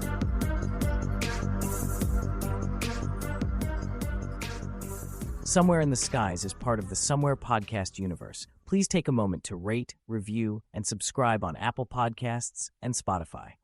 To learn more about all of our shows, visit thespu.com. Greetings, everyone. Ryan Sprague here, host of Somewhere in the Skies. For over 7 years and more than 400 episodes, the Somewhere in the Skies podcast has always been free to listen to, but it's not free to create. So we offer several ways to help support our efforts and get rewards in return. If you listen to the podcast on Apple, you can click the subscribe button at the top of your Somewhere in the Skies feed to become a premium Apple subscriber. Or you can join our Patreon campaign with several tiers available. Both of these options give you the same benefits and rewards: ad-free episodes, early access to the main show, and bonus episodes and content. Help keep the lights on at the Somewhere in the Skies HQ, and help us continue to grow by becoming a Patreon subscriber at patreon.com/somewhereskies, or by clicking the subscribe button at the top of your Apple feed. Thank you for your continued support, and keep looking up.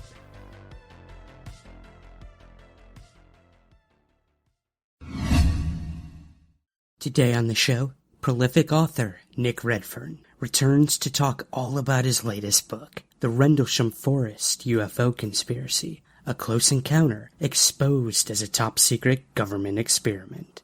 People do want to hear about UFOs, and they don't want to hear about Nick talking about holograms. I'll be brutally honest. I know people don't want the truth to be what it is in my book. they want it to be extraterrestrial. But I mean, I can only present it as it is. But that's one of the most brilliant things about it. You know, the reason why these programs work is because so many people do want that to be the answer. They want the alien angles. They don't want to know that Rendlesham was a secret military experiment. And that's what you're up against. That's ufology.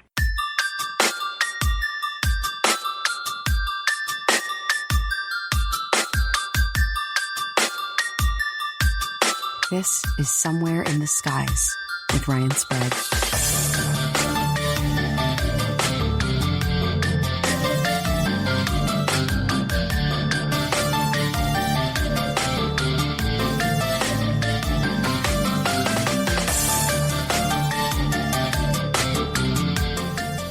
Nick, thanks for joining me once again on Somewhere in the Skies. Hey, Ryan. Well, thanks for having me on again. Absolutely. I think the last time we spoke was face-to-face, actually, in Michigan for the UFO Con, so I'm excited to catch up, man. Yeah, that's exactly when it was, yep. Yep, and you had a controversial book come out around that time, as you do today. So we're going to be talking today about the Rendlesham Forest UFO conspiracy, a close encounter exposed as a top-secret government experiment. That subtitle, I think, is going to be the contention today with many people in the UFO field. But I'm really excited to talk to you about this one, man. Oh, well, thanks. I mean, it's one of these things that people may not know. The book's called The Rendlesham Forest UFO Conspiracy, and it takes sort of a different approach to the UFO angle, but arguably you could say it's more controversial in some ways than it could be if aliens really did land. And this being ufology, you know, some people think that I'm right on target. Other people want to sort of, throw me on a bonfire and just leave me there. Right. Yeah. That's what you seem to be good at. So there's been a lot of good debates and arguments, but, I always tell people I've got thick skin and, for an argument, bring it on, that's what it's debating's for, to try and get to the heart of what the truth is of this particular case and see where it leads us, Yeah, absolutely. And this is definitely one of those cases where I think there is a wide open field of alternative theories because just like most UFO cases, we don't have a solid definitive answer on what happened. And we are kind of left with, what the majority think. Roswell was aliens, Rendlesham was aliens.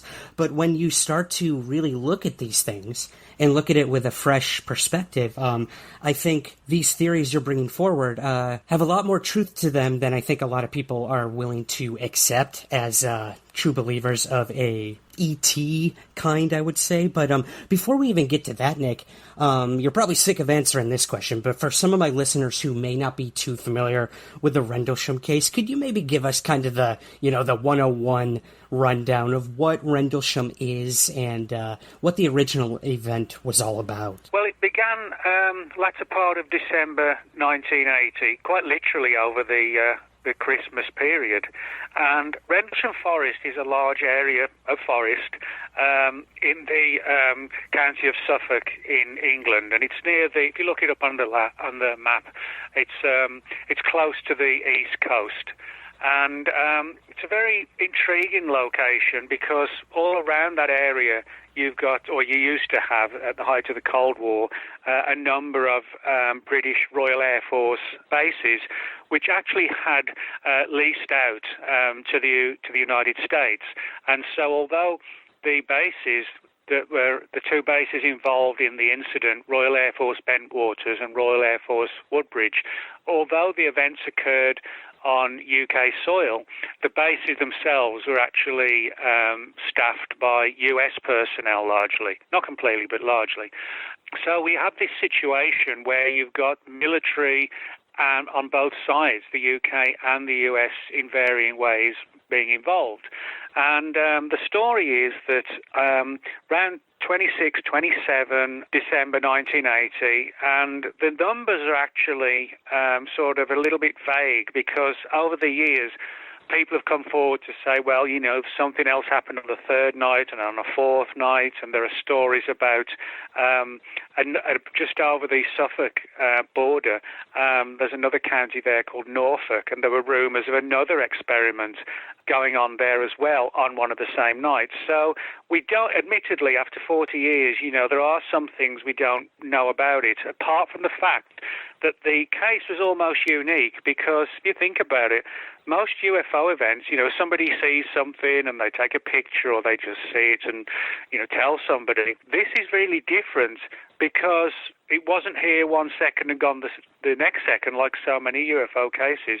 This went on for 3 or 4 nights, and so that's one of the reasons why it's really stuck in people's minds. And the fact that there were a couple of dozen, if not more, military personnel out in the woods collectively on the various nights, and so it's become known as like the British Roswell, not because anything crashed, but because of the sheer visibility of the case.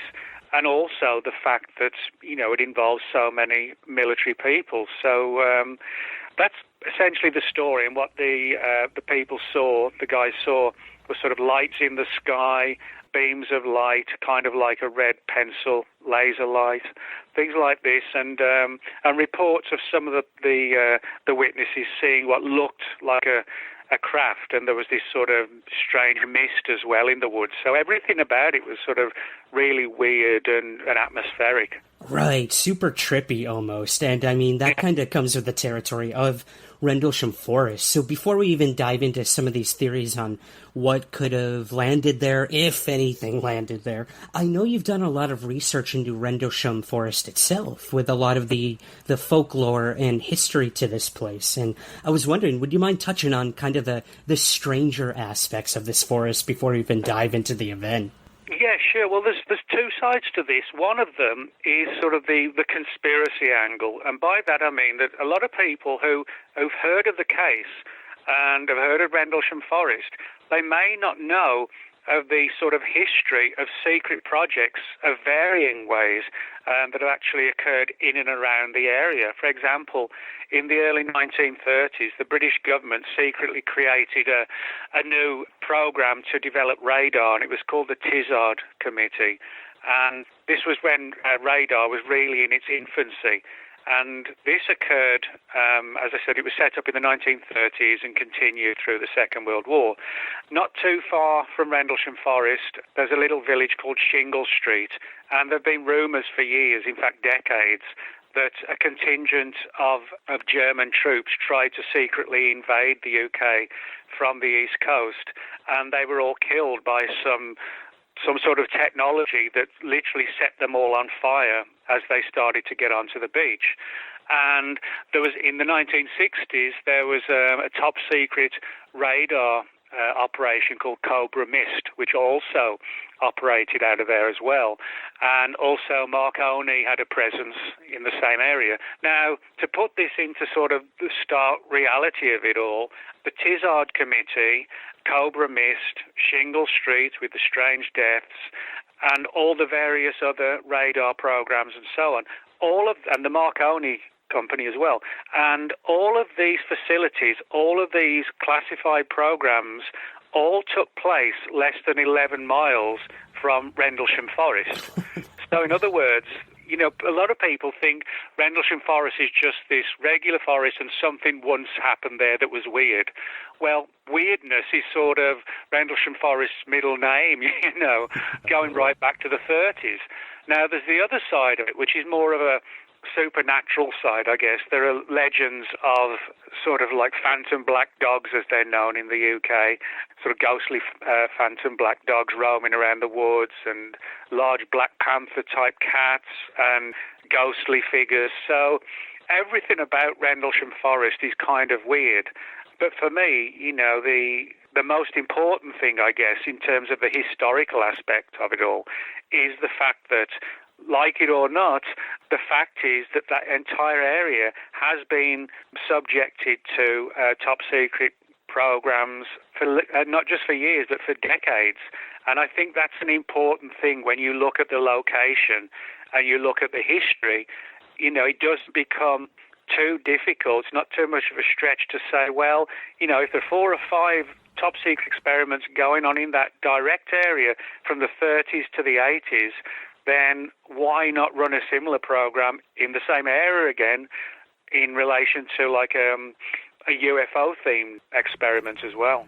Right. And, this idea that, when you think of 11 miles here in America, that's not that far. Yeah. So, I mean, there's so much evidence that this is an area where you would do these types of experiments. And one of the earlier ones you cover in the book is Edgewood Arsenal. This was really interesting, its significance with Rendlesham Forest and this idea of ball lightning. One of these excuses we heard later on during Project Blue Book for many UFO sightings as well. So, yeah, would you mind kind of running us through this theory, Nick, of what ball lightning is, first of all? Because I still can't really wrap my head around it. And this idea of Edgewood Arsenal, yeah. Well, essentially, ball lightning is a very rare form of lightning. And, if you see, a lightning bolt, a thunderbolt, and the lightning coming down in like a jagged stick, something like that in the skies, everybody's seen that kind of lightning. Most people have never seen ball lightning. And essentially, it is exactly what it sounds like. It's when you have this rare situation where the lightning actually turns into like a plasma ball, and it can sort of, it'll, instead of like a bolt of lightning, where you suddenly see it for a second or two, with ball lightning, it kind of moves slowly in this spherical shape. And it's something, if you ever see it, which I never have, but if you ever see it, it really is like a fantastic thing. It's kind of just, imagine like a globe just totally lit up and slowly moving in the skies and giving off these sparks of light. Now, in the 1950s, but particularly so more in the 1960s, research began to try and determine if ball lightning could actually be controlled and weaponized. And this all went along at the Edgewood Arsenal in Maryland. And this was a top-secret program called Kugelblitz. Kugelblitz is actually German for ball lightning. That's where the name came from. And possibly one of the reasons why it was called that was because some of the scientists who worked on it 20 years earlier, they'd worked on some of the so-called paperclip projects that brought the German Nazi scientists over at the end of the Second World War.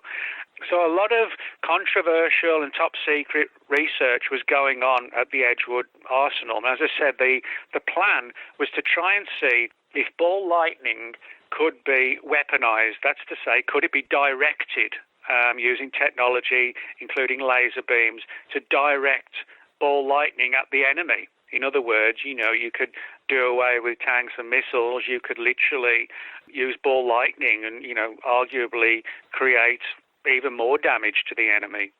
And this particular program went on for years. The Kugelblitz one, by that name, began in 1965. And I've now got some files which show it was going through to the 1970s. Now, the reason why I mention this in the book is because what the guys out in Rendlesham Forest saw in Rendlesham Forest that night, on the first night, some of the material that was described in the skies by the guys in the woods eerily parallels what ball lightning is when you see it moving along. As I said, it's like a spherical ball, anywhere from the size of like a soccer ball up to like a beach ball, maybe sometimes a little bit larger, and it gives off these weird sparks and glowing particles. Now, what's intriguing is that is exactly what Colonel Holt, who wrote the famous memo about about what happened on the first two nights. In that particular memo, if you read and parallel what Holt had to say and the work being done at the Edgewood Arsenal, it sounds very much like that in December 1980, somebody had perfected this angle of replicating or controlling and weaponizing ball lightning, and they were testing it out over Rendlesham Forest. Now, it gets more intriguing because the Edgewood Arsenal was also where a lot of early mind control, like similar to the CIA's MK Ultra program of the 1950s onward.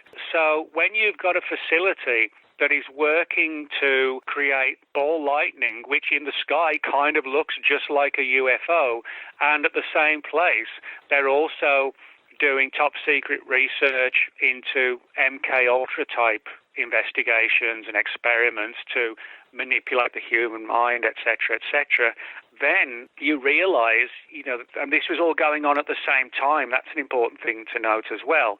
And there's also a mind control, mind manipulation component in the Rendlesham Forest story as well.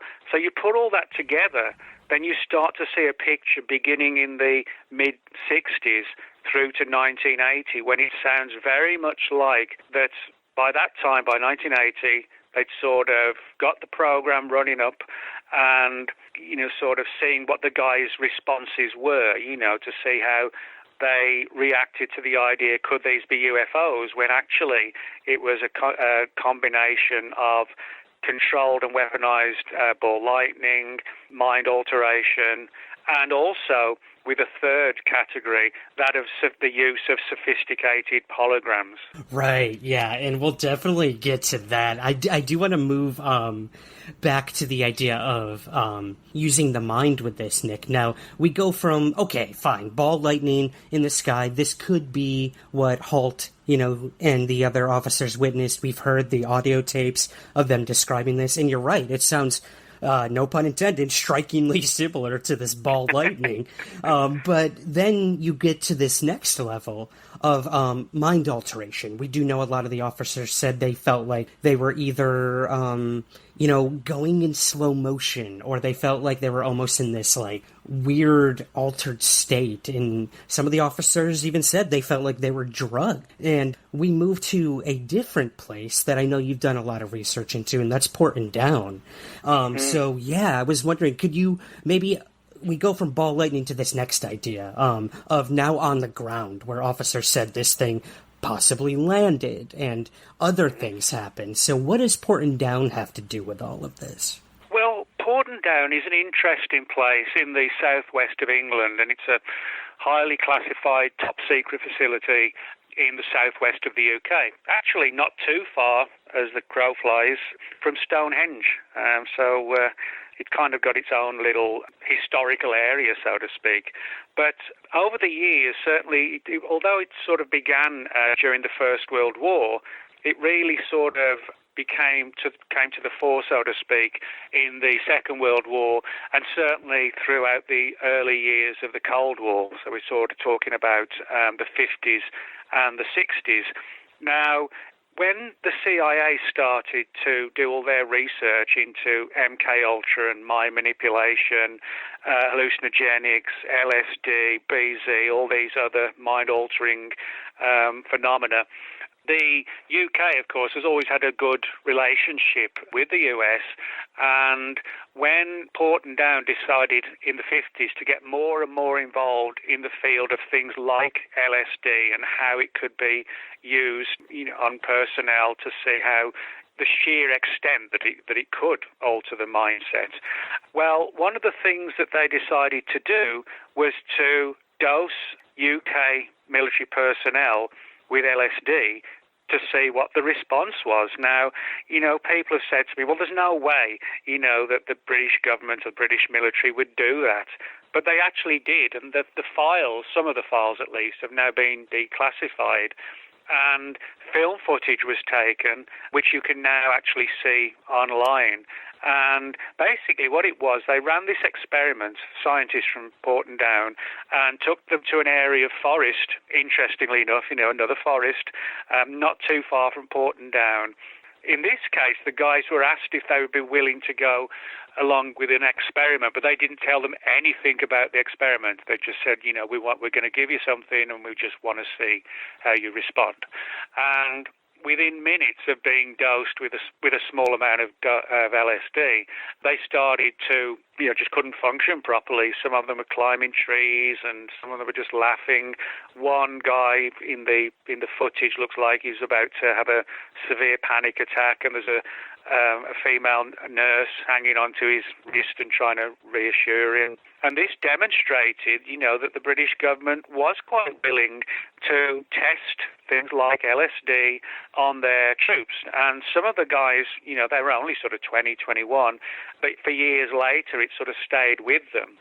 Now, the reason why I keep this in mind and why I've put it in the book was because of the parallels between what went on in Rendlesham Forest. We have some of the guys, as you said, they weren't able to walk around properly. Some of them felt, they were walking in like water. It was just sort of hard for them. There was memory loss. There was sort of a lot of bright lights, more visual than before, or they should be. And this was 1964. And if you Google LSD, British Army, 1964, you'll find numerous websites about this, and one of them, it'll take you to YouTube where you can actually watch portions of this experiment. But the important thing for me, this 1964, that was only sort of 16 years before Rendlesham. British soldiers, well, actually Marines, were exposed to mind-altering phenomena in a forest, and the military, the superiors, so to speak, filmed it all. And there are rumours that the guys in Rendlesham Forest were also filmed by at least someone within the woods. We don't know who exactly did that. But the parallels between what happened in 64 and 1980 are so close that I had to put it in the book. But I wasn't the only one to sort of look into the Porton Down angle. Another one of them was Rear Admiral, Admiral of the Fleet, Lord Hill Norton, who was, in the 1970s, he was one of the most powerful and influential people in the British military, in the Ministry of Defence, in the 1970s. And when he retired, he actually developed a deep interest, not just in UFOs, but in Porton Down and the Rendlesham connection. And he actually pushed the government to tell him what went on. And bear in mind, he was retired by then, so he was kind of out of the loop. He was no longer in the know, so to speak. He was basically given the brush off, even though, back in the 70s he held this senior position. But he heard rumours through his contacts in government that, yes, a team had been secretly brought in to Rendlesham Forest, almost certainly the night before the first series of events, so everything could be set up, late, deep in the woods, late at night, nobody would be around. He learned that, as I said, in almost certainty, that the team from Porton Down had got up into Rendlesham Forest the night before. Everything was prepared, along with the technology that was needed for the holograms and the ball lightning. And that might sound like a lot of things going on, but, dosing the guys, or at least some of them, wouldn't have been that difficult. Holograms can be projected quite easily, and if your mind is already warped, that's going to make it even easier. And with the ball lightning as well, if you add that to it, we know for sure that program had been going on from 1965 and certainly through the 1970s. So, in other words, the guys who are running this program were already primed, to know what to do. Right, yeah, and, the word staged comes to mind a lot when it comes to this. A lot of the people felt like this was some sort of performance happening. Moving to the hologram thing, Nick, I don't know if this is just really good timing on your part, but within the last few weeks, I think it was, the Department of Defense and the Navy came forward and said they were looking into patents for plasma lasers to sort of, for air defense purposes. Shoot a hologram out there, the enemy will fire at that, and meanwhile our plane will go away. And we know that in the past these things have been rumored as well. Shining holograms of God in the sky and whatnot. Mm-hmm. So, yeah, was this really good timing on your part that your theory came forward the same time these articles started to come out, or what are we dealing with here? This is insane. Well, at the very least, it's like an incredibly weird coincidence, or the ultimate synchronicity. Right. But actually, the story that you're talking about, when this surfaced just recently, I actually did my second interview when that story broke. And so, talk about timing. I guess we could sort of go down all sorts of conspiratorial pathways to explain that. Or you could say it's a coincidence, and I'm just... Or maybe it's somewhere in between, But, Right.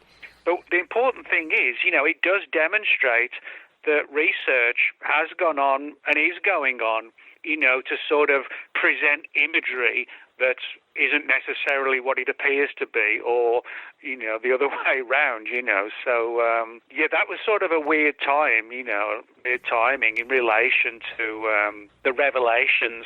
And, of course, it was tied in with UFOs as well. Whether there's something more to this, I don't know of anything else, that's what's going on behind the scenes. All I've got is we got in the news stories, etc., etc. But, when you look at a subject like UFOs, which is sort of filled with weirdness, it wouldn't surprise me if somewhere there's a connection, between the story coming out at broadly the same time. So. Yeah, and I mean, like you mentioned too, we've attempted these things in the past, right? I mean, you came across some files and whatnot that stated, we have tried to use this as a psychological warfare thing in the past, right? Oh, yeah. I mean, towards the end of the book, I talk about a bunch of other cases which I think could have fallen into the same category as Rendlesham, sort of manipulation of the mind and staged events. And, the more I've dug into it, the more and more I think this has gone on. And I think basically the way I look at it is that I do fully believe there is a genuine UFO phenomenon. I absolutely believe that. Now, whether it is extraterrestrial or multidimensional or extra-dimensional or just something we cannot fathom what they are at all, period, I do believe there is a real UFO phenomenon. But what I think has happened is that agencies, scientific agencies, military agencies, intelligence agencies, have realized that, yes, there is this weird phenomenon that we don't understand, but they can essentially, or they decided at some point, probably in the 40s, 50s, they decided to sort of hijack the real phenomenon so they could use it as a means to their, to their benefit, so to speak. So we'll be talking about creating UFO events to test mind-altering technology, see how the human mind responds to this or to that, and then, then the military can have a sort of a way out by saying, oh, well, it was just UFOs, it was nothing to do with us. So I think, there has been this intriguing angle of government agencies knowing there's a real phenomenon, but also using it as a tool of experimentation on people as well. Yeah, I think the government is very good at being opportunistic when it fits their their motives, and like you said, pushing that alien narrative, even if that's not the source of what's going on, has probably been used a lot in the past. And the whole hologram thing, it's very fascinating to me, Nick, but I'm going to play devil's advocate here. I know some of my listeners have wondered as well. Holograms of the officers being possibly drugged and looking at these things in the forest is one thing, but what about catching these things on radar? We know the radar operators were tracking these objects into Rendlesham Forest long before it even arrived there. So, I mean, is this just another whole part of this staged performance? Or, what are we dealing with when it comes to these things actually being tracked on radar? Well, yeah, I mean, this is all a good point because, what we're talking about is a case that, is sort of at the heart of ufology. So one way or another, we need to sort of get to the heart of it. Now, in terms of the whole hologram thing, the first person who was told this story was a guy named Ray Boucher. And in the 1980s, Ray ran the Nebraska office of MUFON, the Mutual UFO Network. And he did a lot of expertise, very good expertise in the field of Rendlesham, contacted his senator and had a huge amount of correspondence, which Ray very generously let me use in the book. and to also present some of the documents themselves in the book. And it was after he'd sort of pushed with his senator and various other figures that in 1991, Ray was approached by what we would call, sort of two Department of Defense whistleblowers, and they said that they wanted to share with him the truth of what happened at Rendlesham. Now, it's important to note that Ray wasn't the only one. He was the first one to hear this story, but as I point out in the book, various researchers have followed this particular story. Now, I'll just read, this is a quotation from Ray when I interviewed him, about this angle that concerns the hologram. And he said, "I found it interesting that they," that's the two whistleblowers, "would mention Rendlesham at our meeting. They said there was a sense that this was maybe in some sense staged, or that some of the senior people there were more concerned with the reaction of the men, how they responded to the situation, rather than what was actually going on." And he said that even if it was a type of hologram, they said it could interact with the environment. The tree marks and the pod marks at the landing site were indications of that. But how can you have a projected thing like a hologram that also has material, physical capabilities? One of the people who looked into this as well was Jenny Randall, and I'll just give you Jenny's words as well. She's for people who don't know, she's a long-term UFO researcher in the UK going back to the 1970s. And the way it was explained to her was, this is a device, this is her words now, this is a device which manipulates the subatomic basis of matter at a quantum level and builds a bridge between mind and physical substance. If I understand it correctly, she added, this supposedly stimulated the mind into having vivid hallucinations, but at the same time creating physical effects in the real world, which could take on a semblance of the appearance of the hallucinated images. So this sort of gets into, sort of really, scientific concepts, when you start talking about quantum levels and things like this. But basically the idea, the theory that was given to all of these various people who looked into it and who were approached by Department of Defense people said that, yes, it was holographic, but it had this sort of connection with a physical reality. In other words, you could be sort of given an image and it would actually have some sense of physicality to it as well. It wouldn't just be an energy, it would almost feel something that you could feel. Now, some people might say, well, that could be disinformation as a way to explain that, to give an alternative theory and say, well, it really was aliens, So you have to be very careful, and particularly you have to be very careful when you're dealing with whistleblowers, because you don't know, what their agenda really is. But what I would say, is that the people in the DOD who were willing to say something, and in some cases, the people they told never went public, and I left them out of the book because they asked me to. But there's no doubt that from the mid to late 80s and through the mid-90s, a lot of people in ufology who were looking into Rendlesham were being given this holographic story. Now, of course, the big question is, well, is it true, or is it created to hide the fact that aliens really did land, And if it was just that, I'd say, well, it could be. But when you add the fact that we know there was a Porton component, we know that what Colonel Holt reported seeing sounds eerily like what was being tested at Edgewood. You put all those different aspects together, then I think it still sort of pushes it down the secret experiment angle. Absolutely. There's another aspect to this, and I was really interested to hear about this in the book. You bring up a guy named Ralph Noyes. Now, I recently interviewed Kevin Day, the radar operator, during the Tic Tac UFO event. And back in, I think it was 2009, he wrote a fictional book about the Tic Tac event, just to get it out there and like, this is what I experienced and make of it what you will, but in a fictional context. And now I see this almost play out identical to something you found with this guy Ralph in terms of something he wrote. Would you mind maybe running us through a little bit of this and what his book might represent? Yeah, Sure. Well, the guy you're talking about is Ralph Noyes, which is Noyes, and he was someone who had a high level in the British Air Ministry, as it was called back in the 50s and 60s, and he continued on in the 70s when it became known as the Ministry of Defence.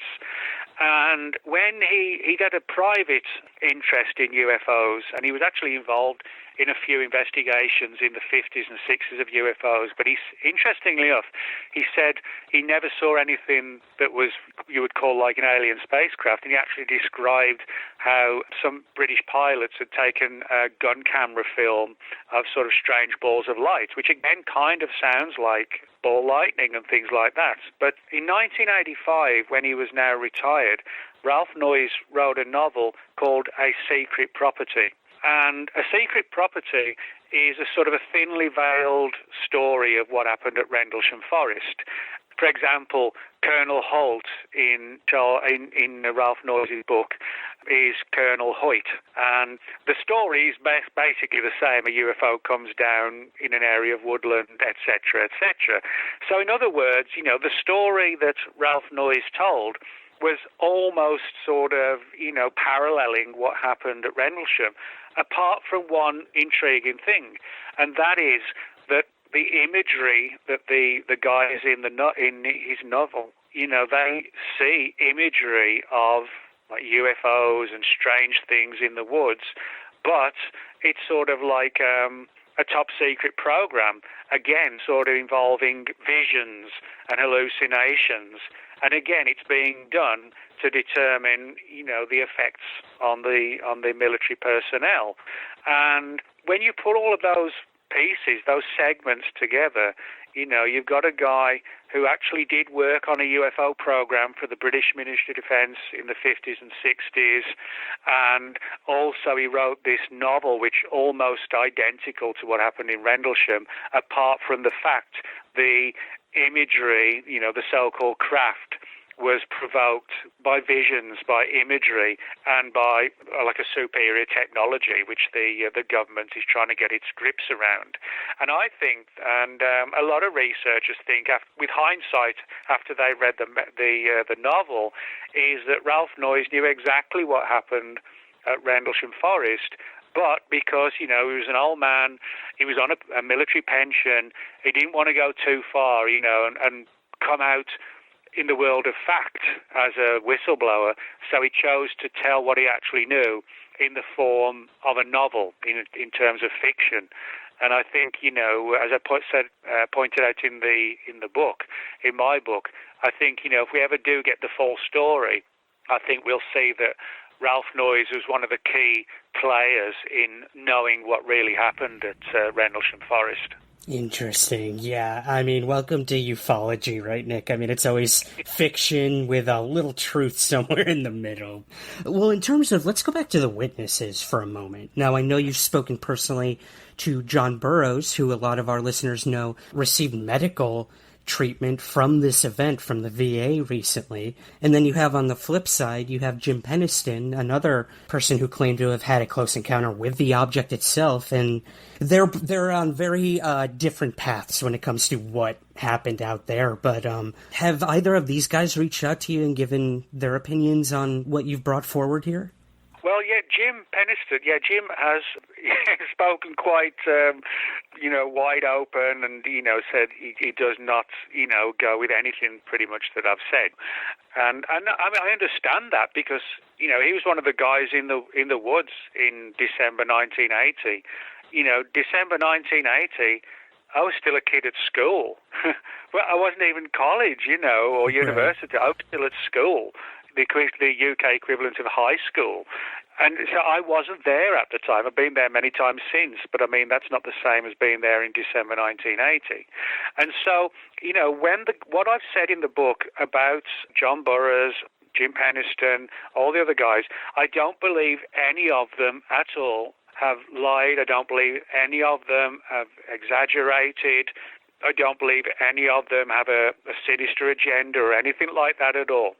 But what I do think is that if you're placed in a situation where you're faced with incredible technology which looks out of this world, but actually isn't, such as, for example, weaponized and controlled ball lightning. You've got mind-altering technology. You've got sophisticated holograms. When you put all that together, what you see is what you remember, and what you remember is what you see. But when you put all of those other categories into it, what I take the view is that can you actually rely on your own imagery? Can you rely on your own memories when you were potentially messed around with? I mean, for example, with Jim, by his own admission, that the military used sodium pentothal on him, the so-called truth drug.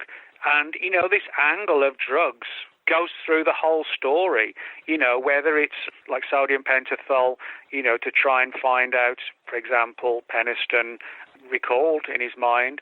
And then you've got the Porton Down connection. You've got the fact that Porton had a connection back in the Cold War with Porton Down.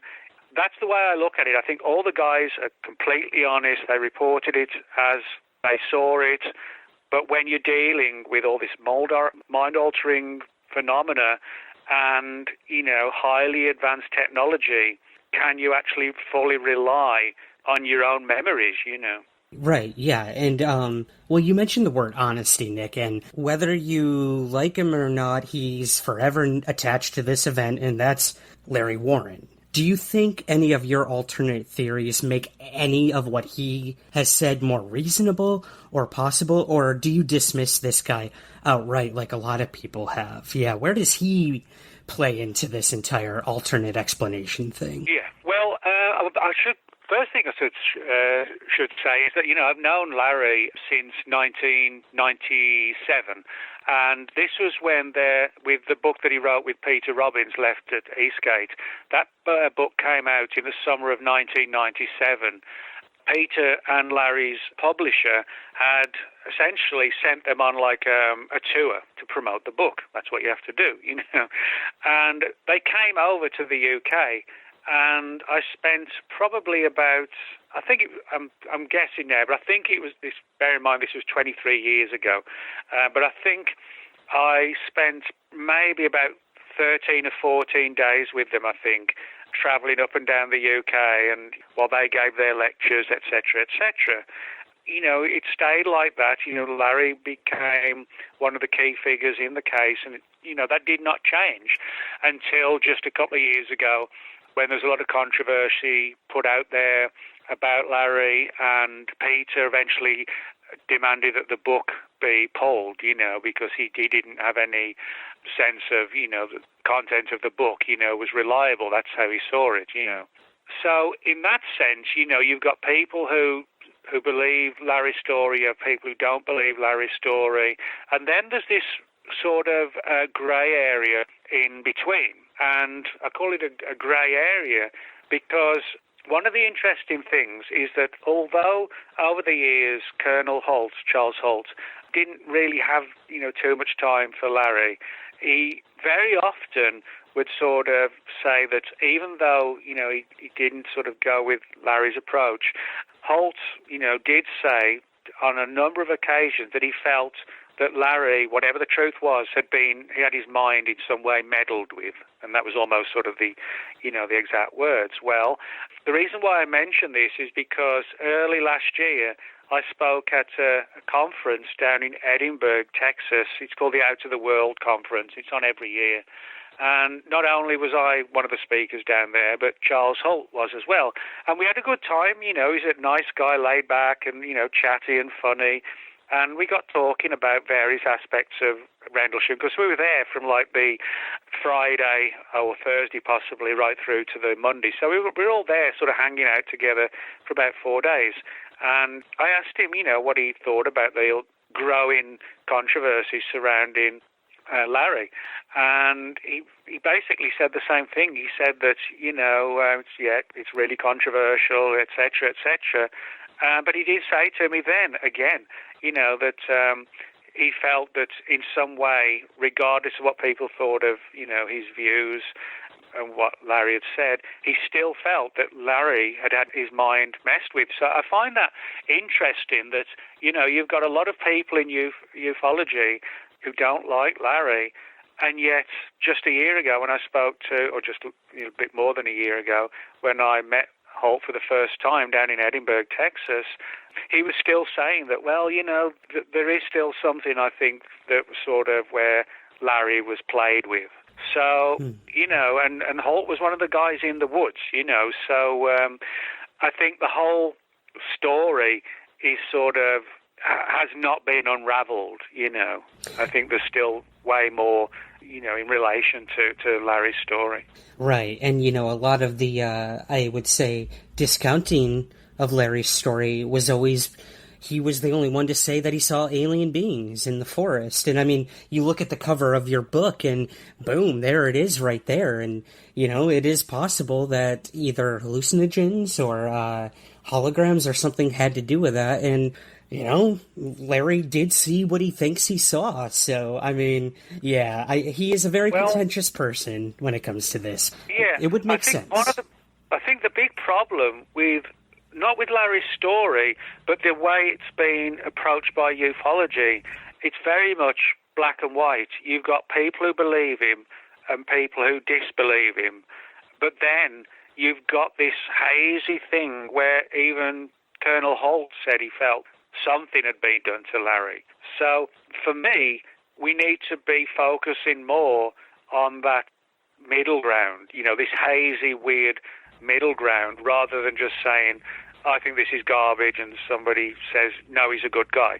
It's, I think the answers to Larry and his involvement in Rendlesham are in that hazy grey area that Holt's kind of vaguely touched on, Yeah, I would have to agree. It's always somewhere in between. And I mean, someone who really looked at that, Nick, was Nick Pope, former UFO desk person for the MOD. He brought something interesting to the public not too long ago, and that was Project Condine.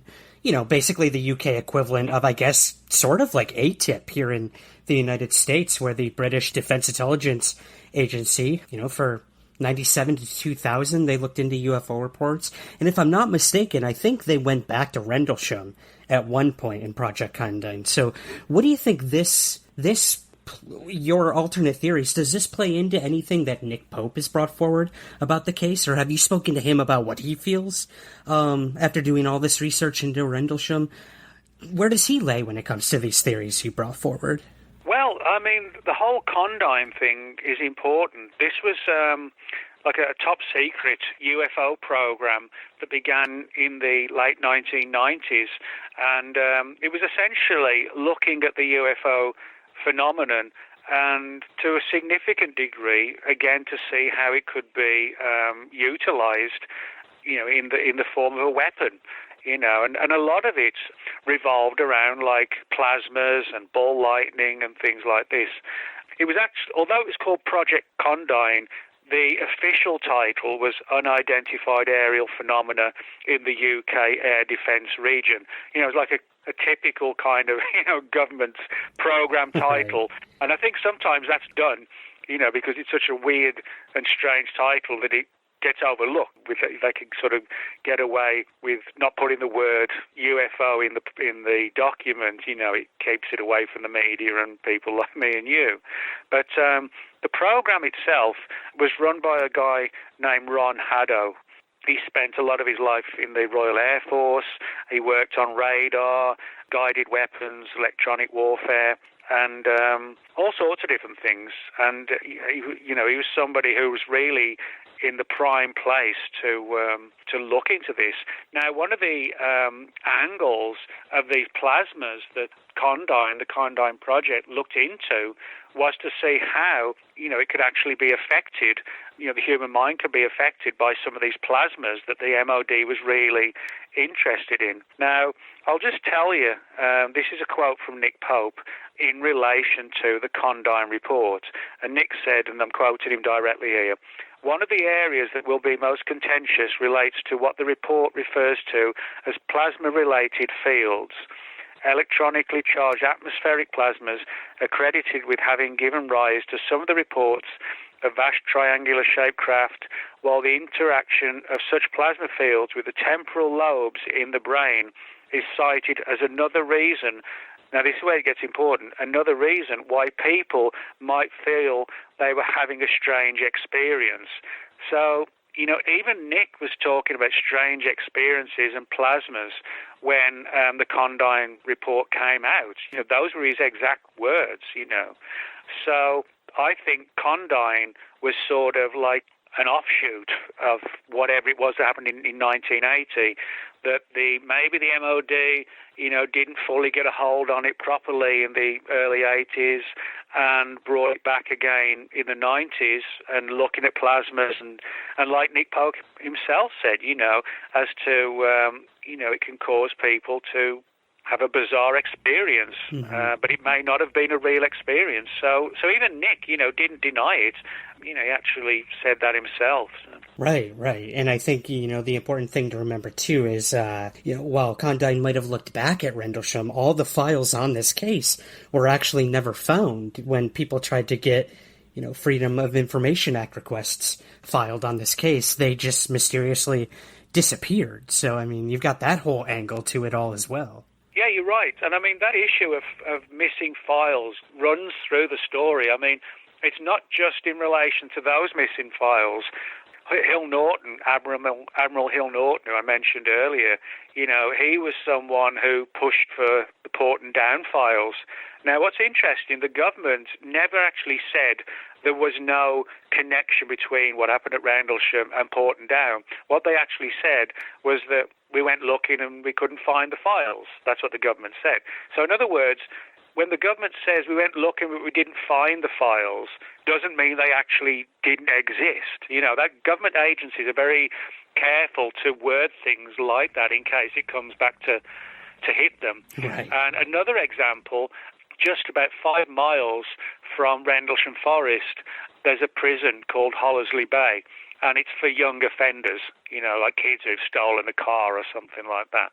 And there were rumours that when they were releasing these hallucinogenics into the woods, there was some concern that if the weather changed, the wind changed, the aerosol-based hallucinogenics could actually head through the forest and head towards Hollersley Bay Prison.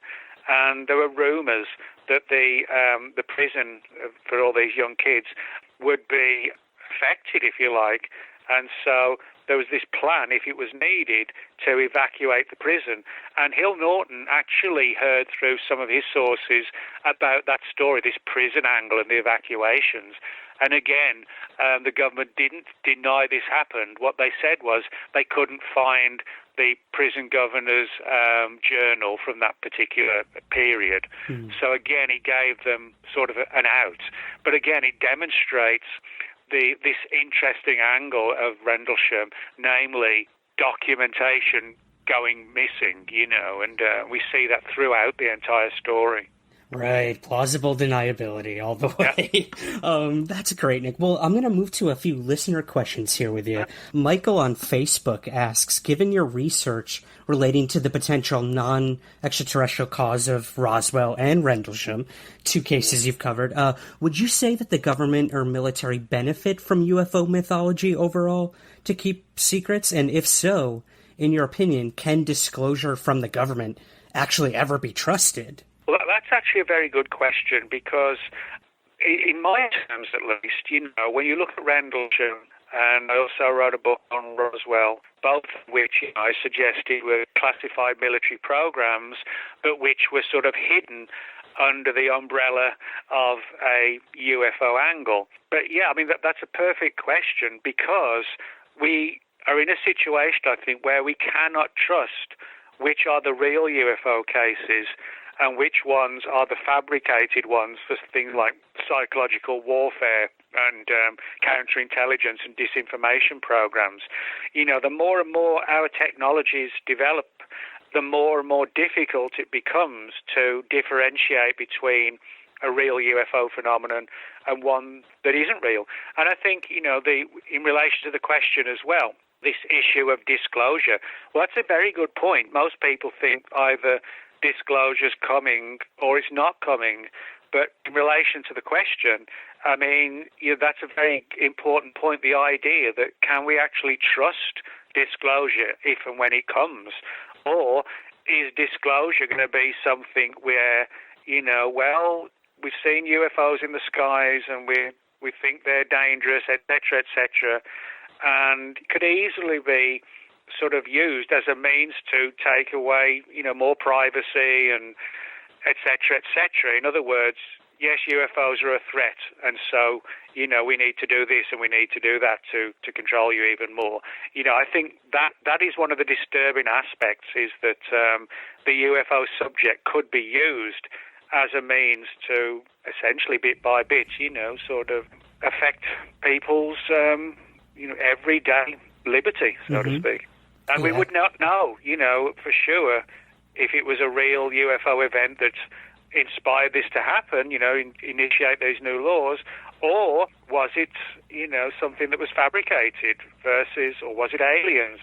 And in today's world, when looking at things like Rendlesham, I honestly cannot say for sure, in some of these high-profile cases that we all know about, I cannot say for sure if they are real.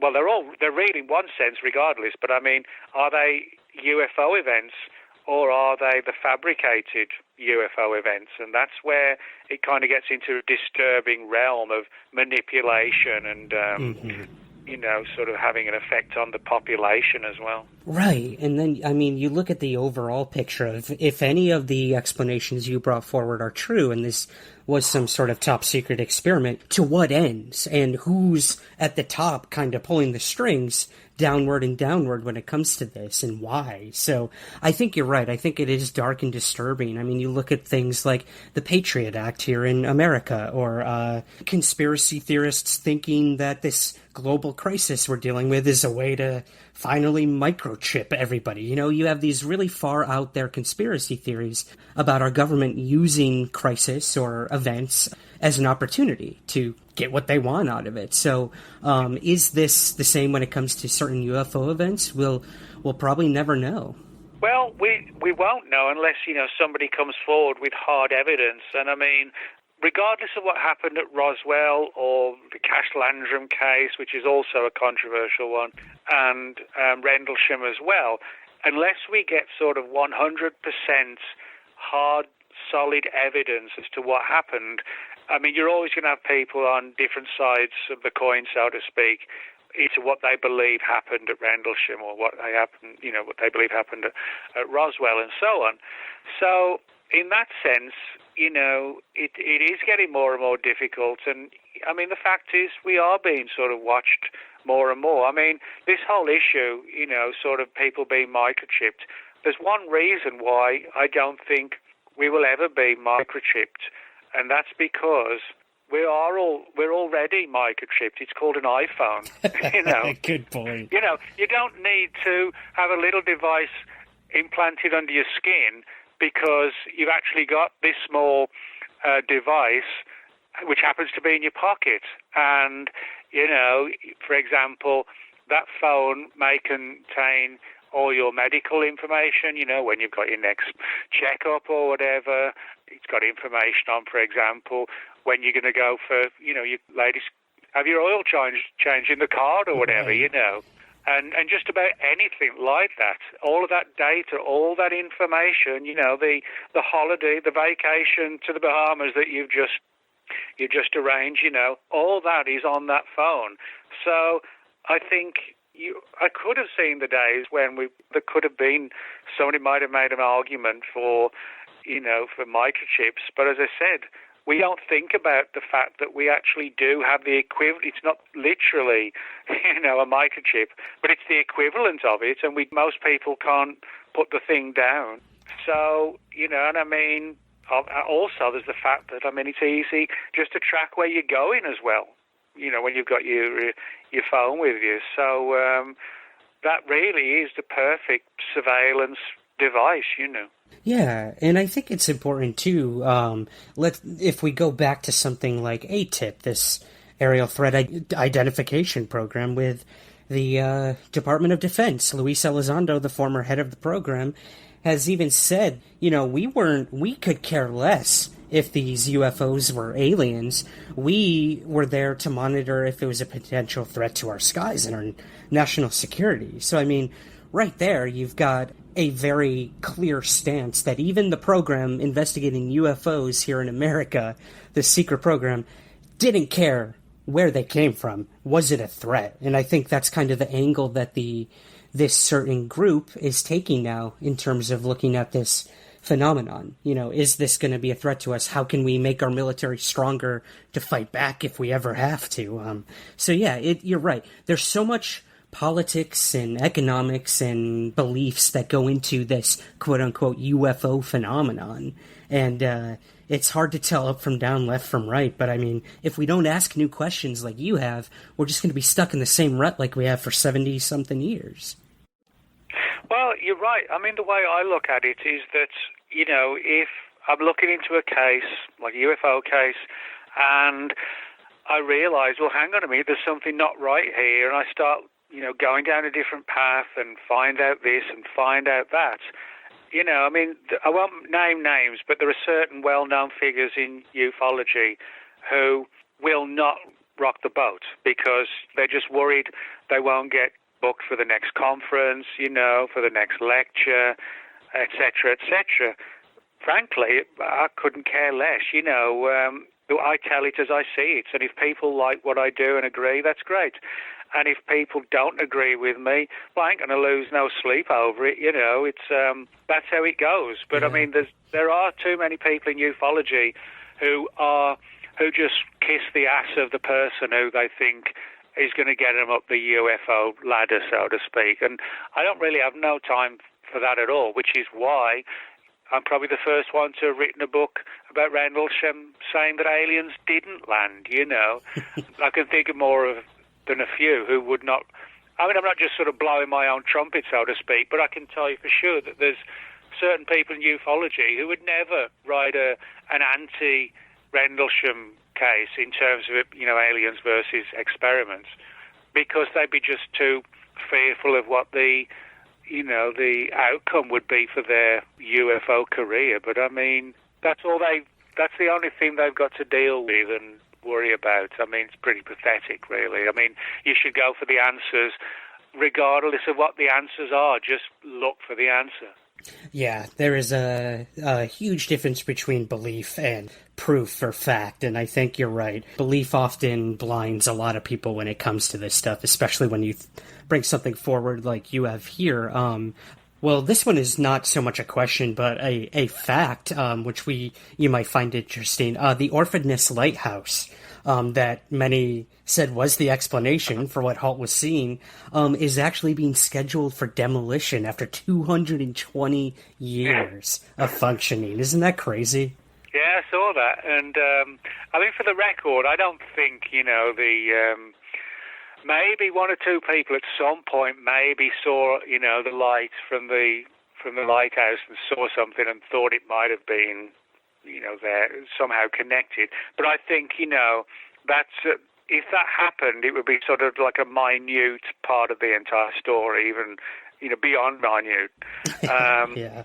But yeah, I mean, the whole area is sort of filled with historical and government places. I mean, you've got Orford Ness, you know, the lighthouse, you know, sort of going to be razed to the ground.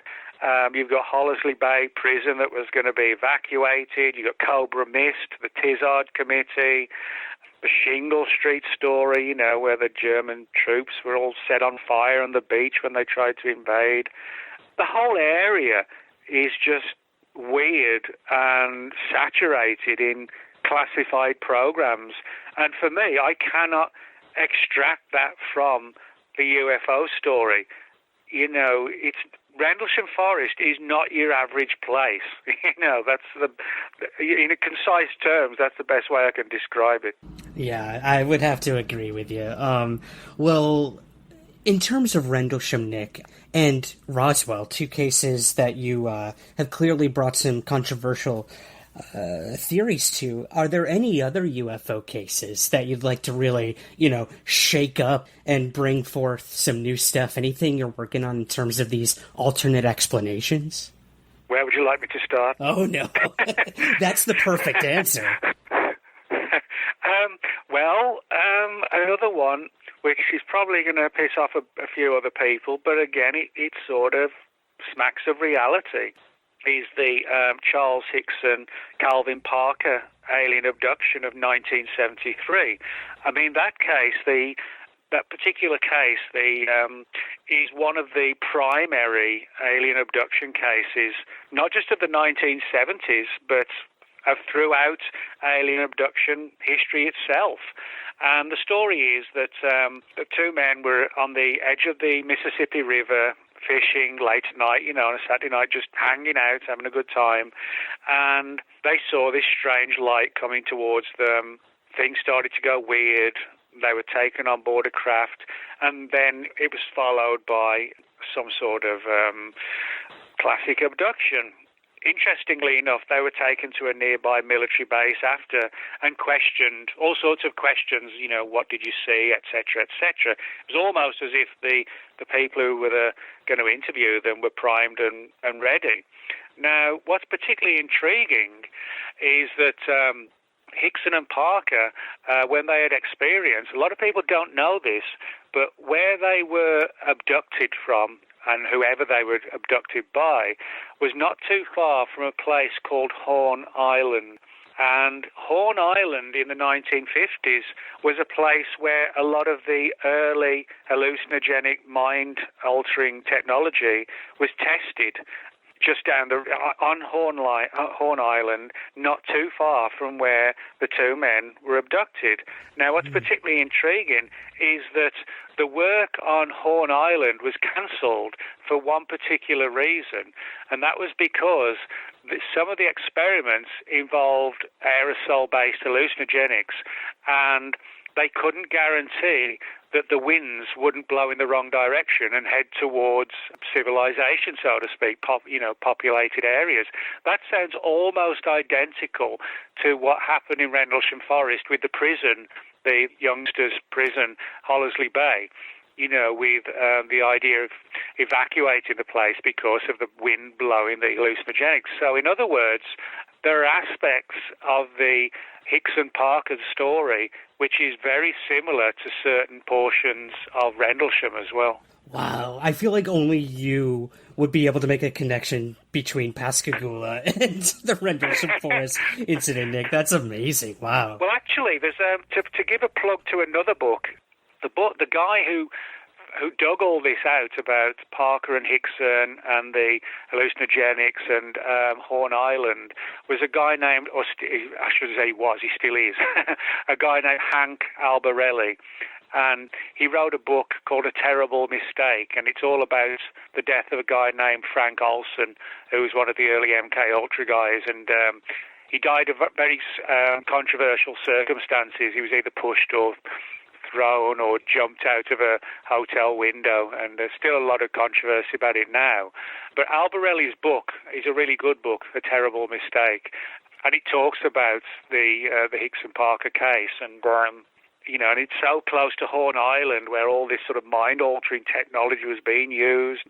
And also, if we've got time, the Villas-Boas case of 1957, Antonio Villas-Boas claimed that he'd been taken on board a UFO and had sex with this sort of hot-looking Uber space babe, and it all sounds really cool, most people wouldn't sort of say no. But the story itself is intriguing because of the time frame and what Villas-Boas actually said versus what so many people in ufology have said.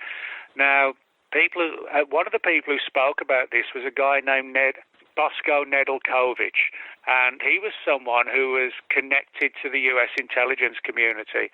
And before his death, Nedeljkovic said that the Villas-Boas case was kind of like an MK Ultra program, and he claimed that the UFO that supposedly took Villas-Boas on board was actually a helicopter. Now, some people might laugh at that, but if you actually read Villas-Boas' very own words, in his own words when he was interviewed, he said that the craft that he was taken on board was kind of like an elongated type of craft, and he said that on top of it was something spinning at high speed, and something was making like a whoop, whoop, whoop kind of noise, which sounds to me just like a helicopter. Now, on top of that, and this is where it gets really interesting, is that a number of documents have now surfaced, and I mentioned one of those in the book, has surfaced showing that in the mid-1950s that the CIA hired prostitutes to dose people, in like a hotel room, and it'd be like with, a mirror where you could see both sides, and they would use, for example, LSD on people and see the responses to the LSD. And so the theory is that Villas-Boas was taken on board a helicopter, exposed to extremely quick, fast-working hallucinogenics, and he may well have even had sex with the woman, if she was a hooker.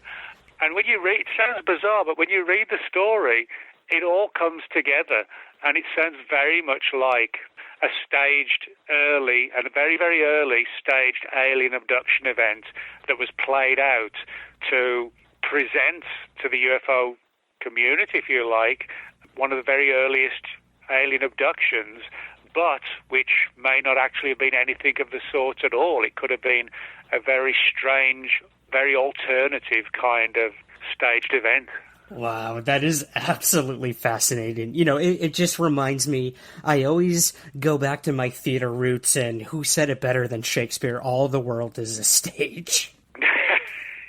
Yeah, but I think either way, Villas-Boas, I don't think he really cared whether it was an alien woman or a hooker, Who cares? He was just happy to have some fun, That's so true. At that point, hey, who can argue? Yeah, let's be honest. But one other thing, one important thing, and I talk about this in the book as well, which is highly controversial, is that John Fuller, who wrote the first alien abduction book on the Betty and Barney Hill case, The Interrupted Journey, when that book came out, a lot of people didn't realize that John Fuller, who wrote the first alien abduction book, was heavily involved with some of the people who worked in the CIA's MK Ultra program. He was friends with them, and he even had insiders who were willing to sort of share with him, what was going on with MK Ultra and what the status of sort of research into that field was. And some people think that he may actually even have been brought into the program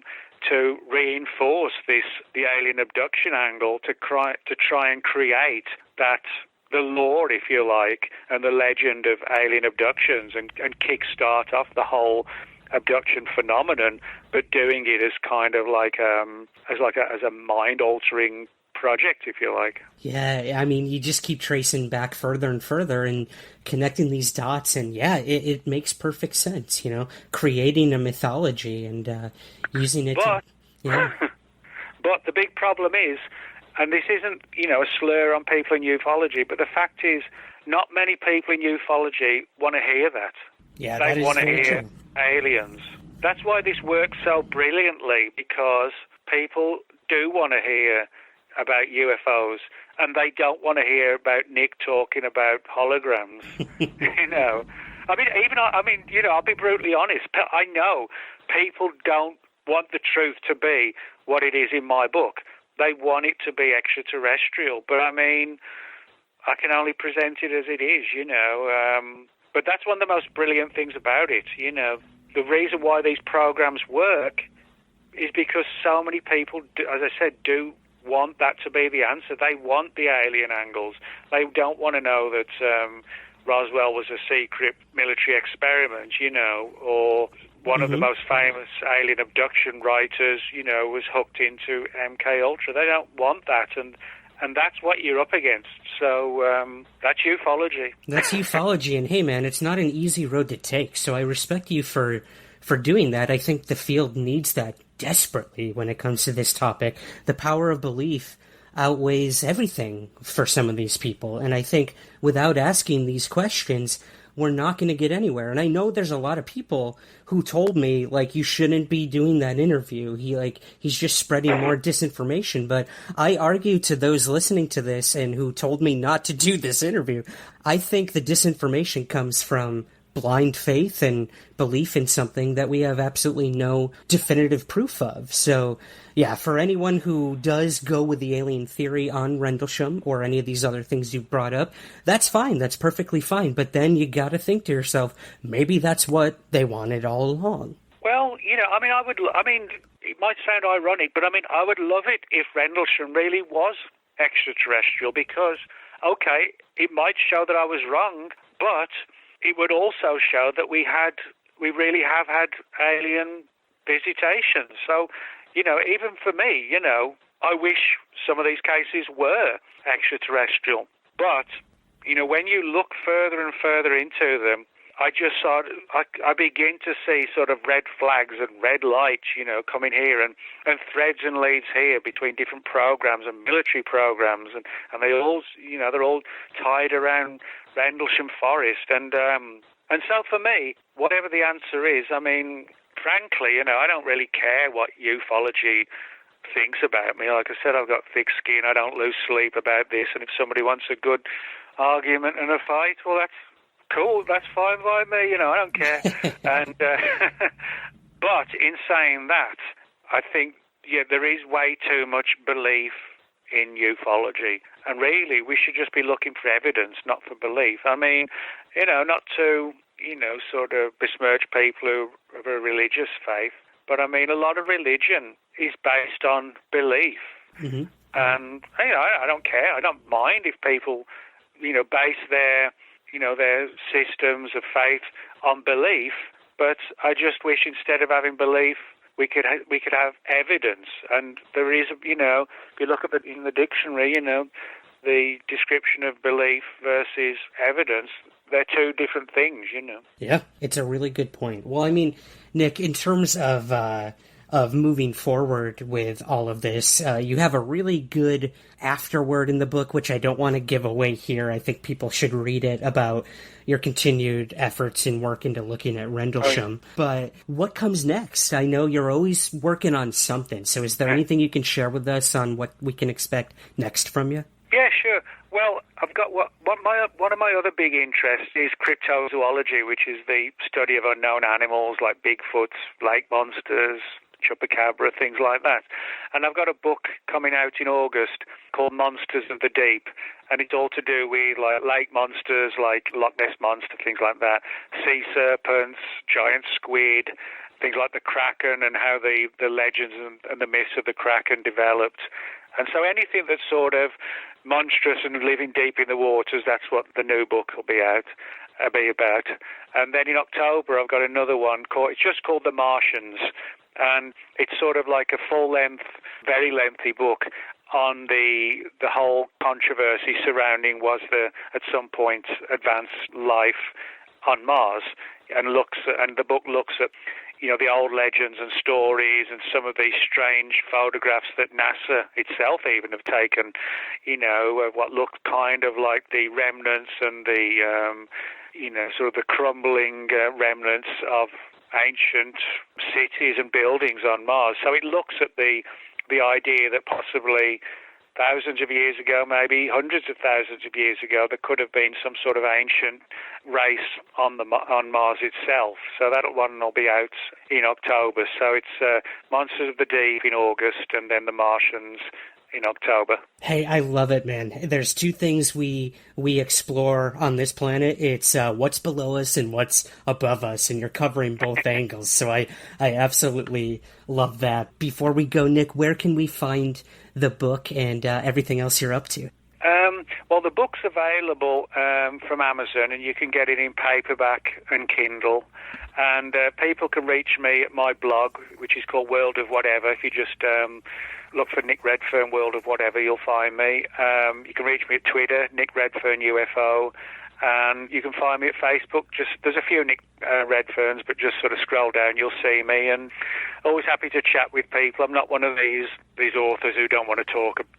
Don't talk to me. I'm an author. You know what I mean? Right. I don't have any time for that. So if people sort of want to share information, or, if they've seen something and they want some advice or some help, I'm always happy to take the time and, chat with them. So. Awesome. Well, once again, the book is The Rendlesham Forest UFO Conspiracy, and this has been Nick Redfern. Nick, thank you so much for joining me again on Somewhere in the Skies. All right. Thanks a lot, mate.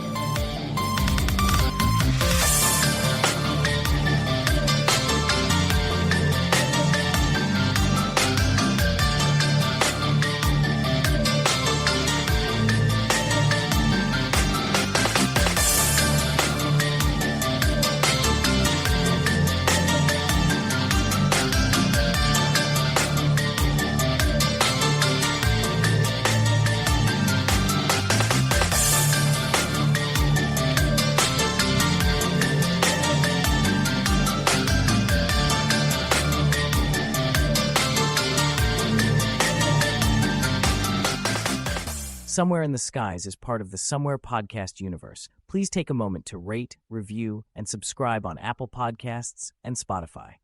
To learn more about all of our shows, visit thespu.com.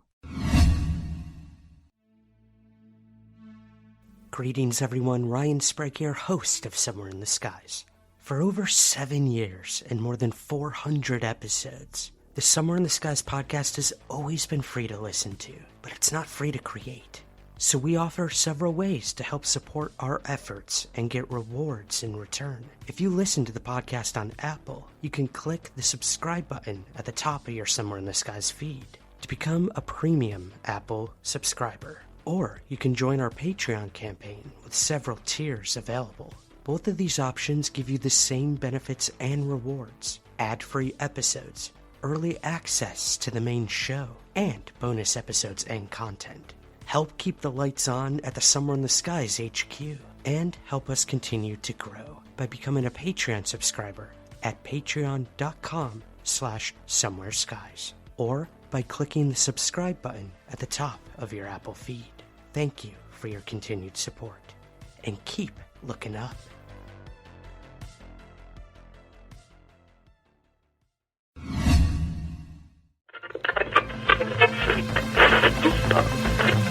You are now Somewhere in the Skies with your host, Ryan Sprague.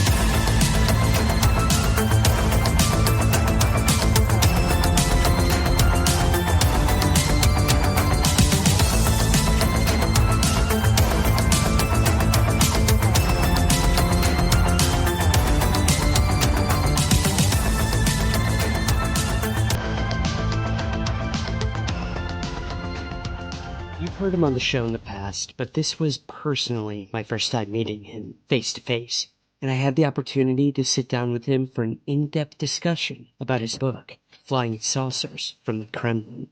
The book is a study of how and why Russian intelligence used the UFO phenomenon as a means to try to create fear, hysteria, and paranoia in the United States and beyond. From the Roswell crash and MJ-12 documents to Area 51 and the contactees of yesteryear, were and are UFO researchers being monitored by foreign and domestic intelligence agencies? And how far does the manipulation and meddling truly go with the UFO topic and beyond in today's internet age? We dig deep into how and why Russia used the UFO phenomenon and keen interest in it as an advantageous weapon of belief. It's all here with Nick Redfern. Alright guys, Ryan Sprague here once again for Somewhere in the Skies, and with me right now is a gentleman that I have been dying to meet for years now, and finally it's happened. That is Nick Redfern. Nick, how's it going, brother? Hey Ryan, it's good, thanks, having a good time. What made you want to write this book in the first place? Well, over the years, I got snippets here and there, and sometimes far more than snippets, of how the Russians were perceived by US intelligence in the Cold War as trying to infiltrate the United States and manipulating the mindset of the US population, and to try and sort of seed and indoctrinate communism into the US and find alternative ways to do it. And some of those alternative ways actually involved flying saucers and UFOs in a really weird way. Yeah. For example, in the early 1950s, we had the whole contactee movement, the Space Brothers, these peace, friendly, peaceful, long-haired aliens, kind of looking pretty much like us with a few slight differences, and typically they would meet people out in desert locations, California, New Mexico, Arizona, Utah, and so on. And, it's sort of typical day the Earth stood still, flying saucer comes down, and, these human-looking aliens come out and target certain people and say, you're going to help us on our road, if you like, to help your planet from destroying itself. And so it was very much like a peaceful kind of approach. It wasn't abductions, where people are traumatised and the memories are wiped and so on. Okay. And a lot of these people kind of went on that path, like probably the most famous one, George Adamski, whose first book came out, well, not his first book, but his first non-fiction book, if it was non-fiction. Yeah, that's up for debate.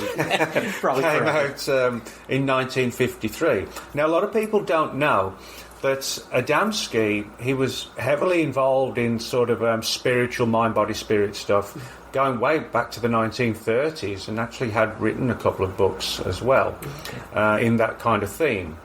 Now, when he started to get involved in the UFO subject, most people probably don't know that he had a deep interest in communism. And in some of his early lectures, he talked about how the aliens, the Space Brothers, were probably communists, which sounds like really weird and crazy.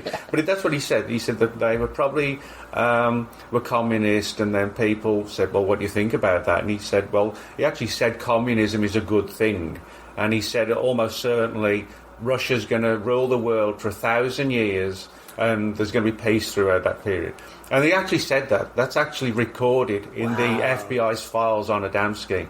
Now, if Adamski was just someone lecturing to 5 people and somebody's dog, on a Sunday afternoon in a local library, nobody would have cared if it was just him, talking about this. But that's not what happened. His first book, Flying Saucers Have Landed, the first publication, the 125,000 copies were sold, just about. Wow. Yeah, I mean, it was a huge seller. So you've got this guy who's selling his book in 6 figures of sales, and he's talking about how aliens are communists and communism is good. Yeah. And that's why the FBI got involved, because their concern was that Adamski, whether his claims were real or not, the FBI began to suspect that Adamski was essentially spreading communism, but doing so under a UFO banner. And so, he could kind of go under the radar. Oh, I'm just, doing a UFO lecture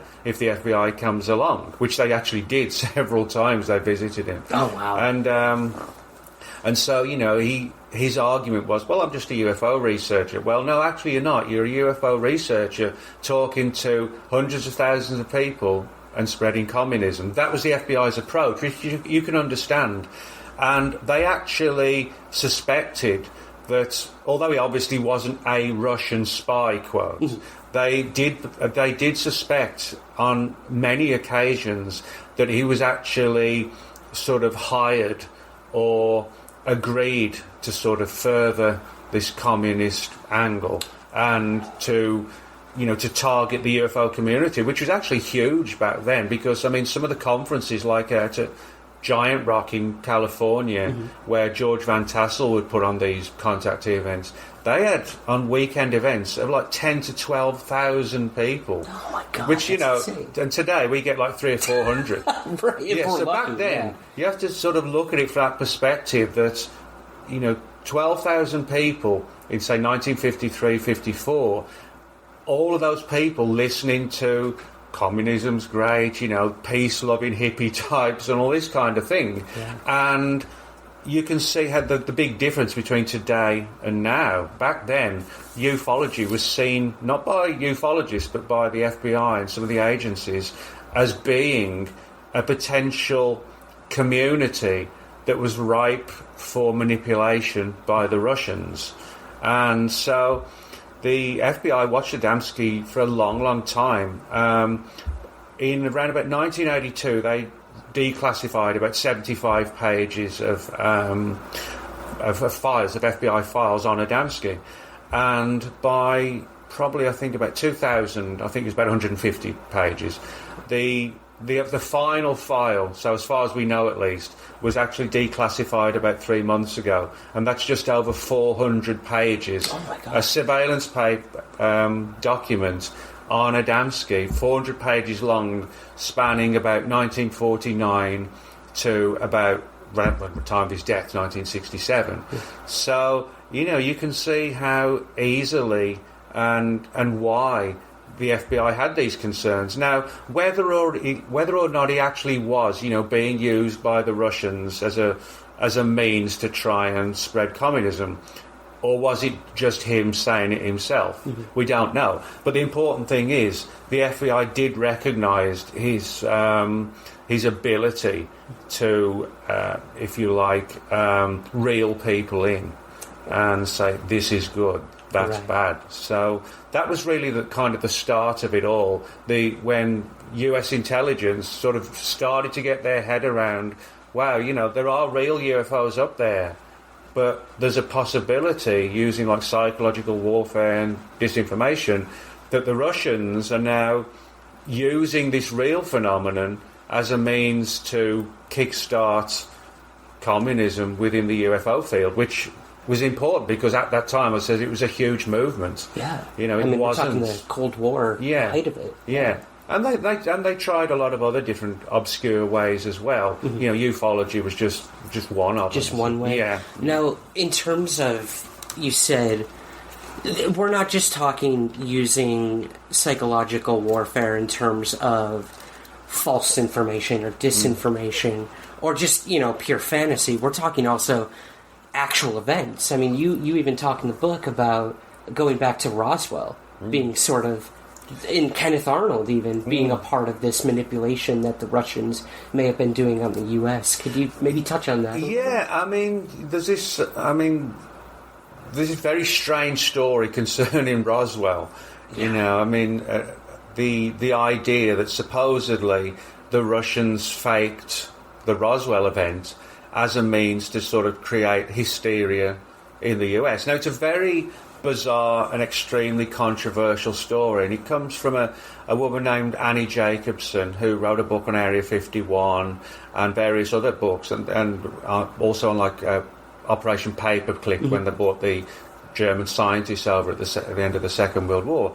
And her Area 51 book is actually a really good book. It's a really thick book, long book, and it's filled with a lot of fascinating secret material on Area 51.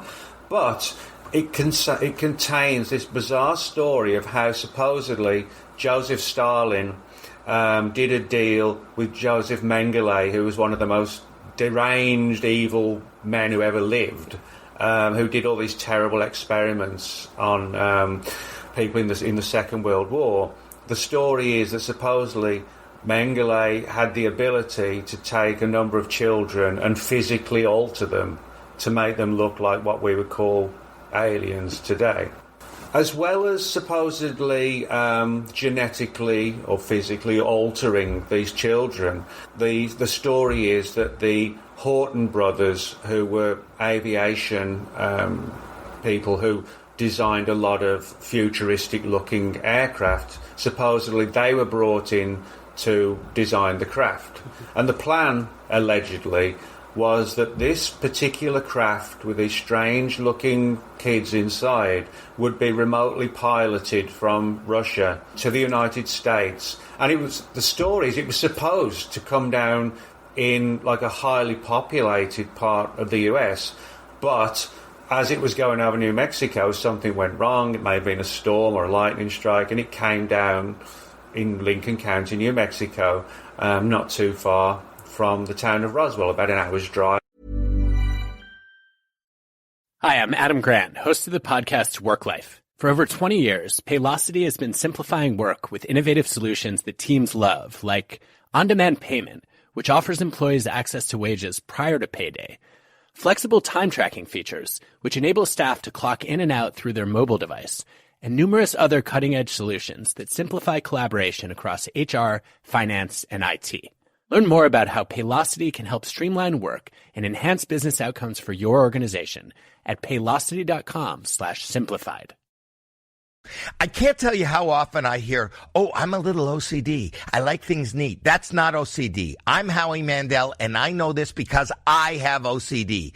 Actual OCD causes relentless unwanted thoughts. What if I did something terrible and forgot? What if I'm a bad person? Why am I thinking this terrible thing? It makes you question absolutely everything, and you'll do anything to feel better. OCD is debilitating, but it's also highly treatable with the right kind of therapy. Regular talk therapy doesn't cut it. OCD needs specialized therapy. That's why I want to tell you about NoCD. NoCD is the world's largest virtual therapy provider for OCD. Their licensed therapists provide specialized therapy virtually, and it's covered by insurance for over 155 million Americans. If you think you might be struggling with OCD, visit nocd.com to schedule a free 15-minute call and learn more. That's nocd.com. The urge doesn't shout, it whispers. When the world goes quiet, it starts talking again. Old patterns, old pole, same crossroads. That's when I reach for Fume. Not to numb, not to chase a high, just to breathe, to choose. Fume works because it gives your hands something to do, your mind something to focus on, and your body a calming rhythm to return to. No nicotine, no vapor, just the power to interrupt a craving without relying on willpower alone. This isn't about quitting. It's about replacing, rewriting, one breath at a time. Go to tryfume.com/ACAST. That's tryfum.com/ACAST to start your journey today. No smoke, no vapor, just the good habit. Also. And so, in other words, the plan to have the aircraft come down, these altered kids come out, and then everybody would say, oh my God, the Martians are invading. And it would sort of be like a parallel to the Orson Welles story of War of the Worlds, you know, when people who listened to Orson Welles' radio recording of this in 1939, people who turned on the radio halfway through or whatever thought the Martians really were invading. They didn't realise it was a radio show. So that was supposedly the inspiration for all this. Oh, interesting. Yeah. Now, the story gets sort of more controversial when, if you look at it, the idea of having one futuristic aircraft being remotely flown from all the way from Russia by another one, I don't think that kind of technology was around then, you know, just to strap 4 kids in a weird-looking aircraft and then remotely pilot it all the way from Russia to the US. Now, on top of that, and this is actually in the book, it talks about how they found Russian writing inside. And that's probably the stories, you know, that inspired the tales of, like, hieroglyphics on the... Found on the craft. Yeah, but I mean... But any kind of expert on, you know, Russia and Russian language would quickly see that it was Russian. And the idea that the Russians, you know, were in cahoots with the aliens, and I mean the idea that just the idea that they would put, you know, Russian writing in the craft makes no sense if you're trying to pull it off as being extraterrestrial. So that doesn't make much sense. So my view on all of this is that if you read Annie Jacobson's book, as I said, it's a really good book, and I would recommend it to everyone who wants to learn about Area 51. It's not like a sensationalised book, it's a good, solid non-fiction book. But it has this Roswell story inserted into it. And I think possibly people out at Area 51 working there now thought, well, you know, this book's got a lot of top secret stuff, you know, that we don't want getting out. How about we insert a really sensational story and have the press predominantly focusing on this controversial story about Roswell?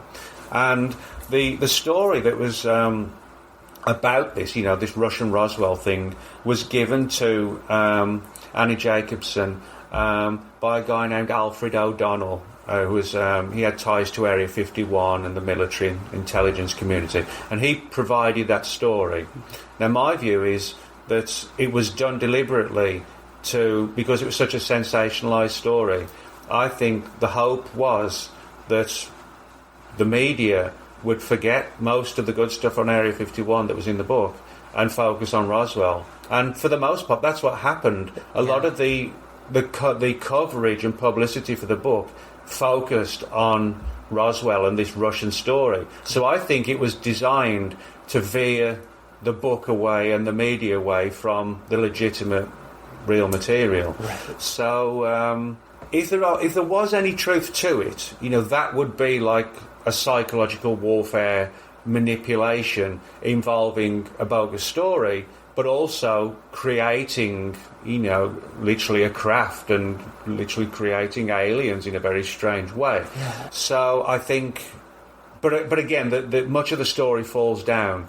So I actually think, it really probably was a fabrication designed to, as I said, steer people away from what's actually going on in Area 51 and have them getting all excited about this Russian story. Yeah. And I'm sure from the Russians' perspective, they were probably quite happy, and they probably still are, to have people think, or some people think, that they were responsible for Roswell. It kind of beefs up their image from their perspective.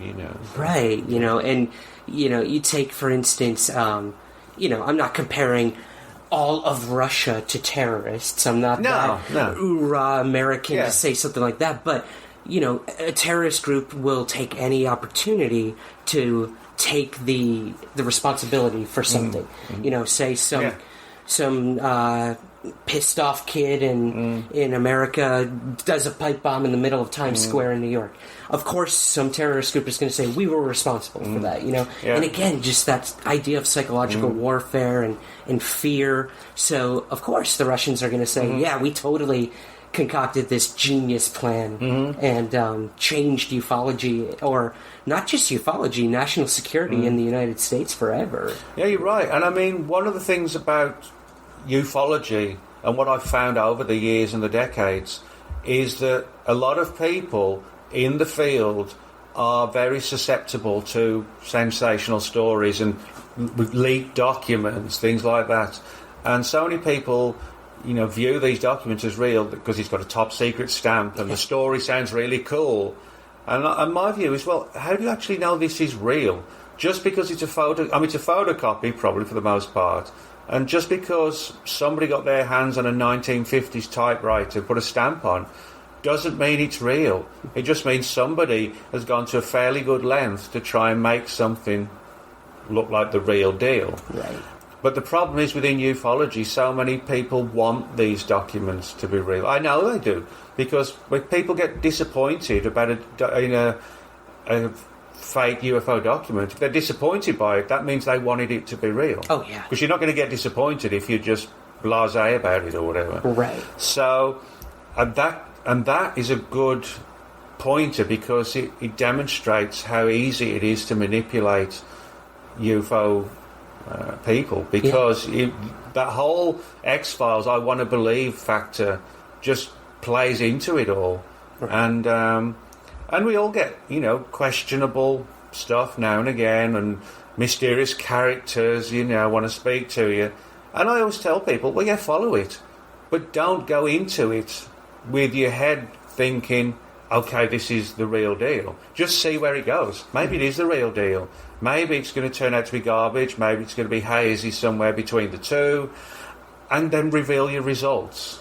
But don't get overly excited just because somebody says they once worked on an alien autopsy. Right. Maybe they did. But then instead of getting all excited and telling everybody before you've done the investigation, get them to tell you the whole story, research it, or give me the name of the other doctors, that kind of thing. And I think that's sometimes the problem.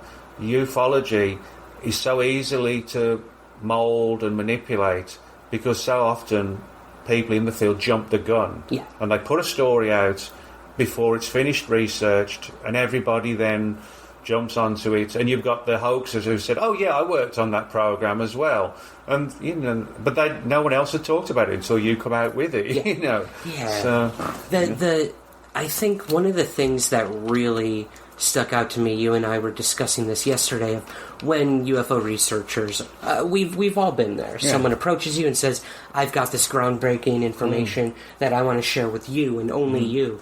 And you brought up something that I'd never really thought about either, is not so much who is this person, what is the information they're giving you, but why? Why are they coming to you specifically? And I found that really interesting.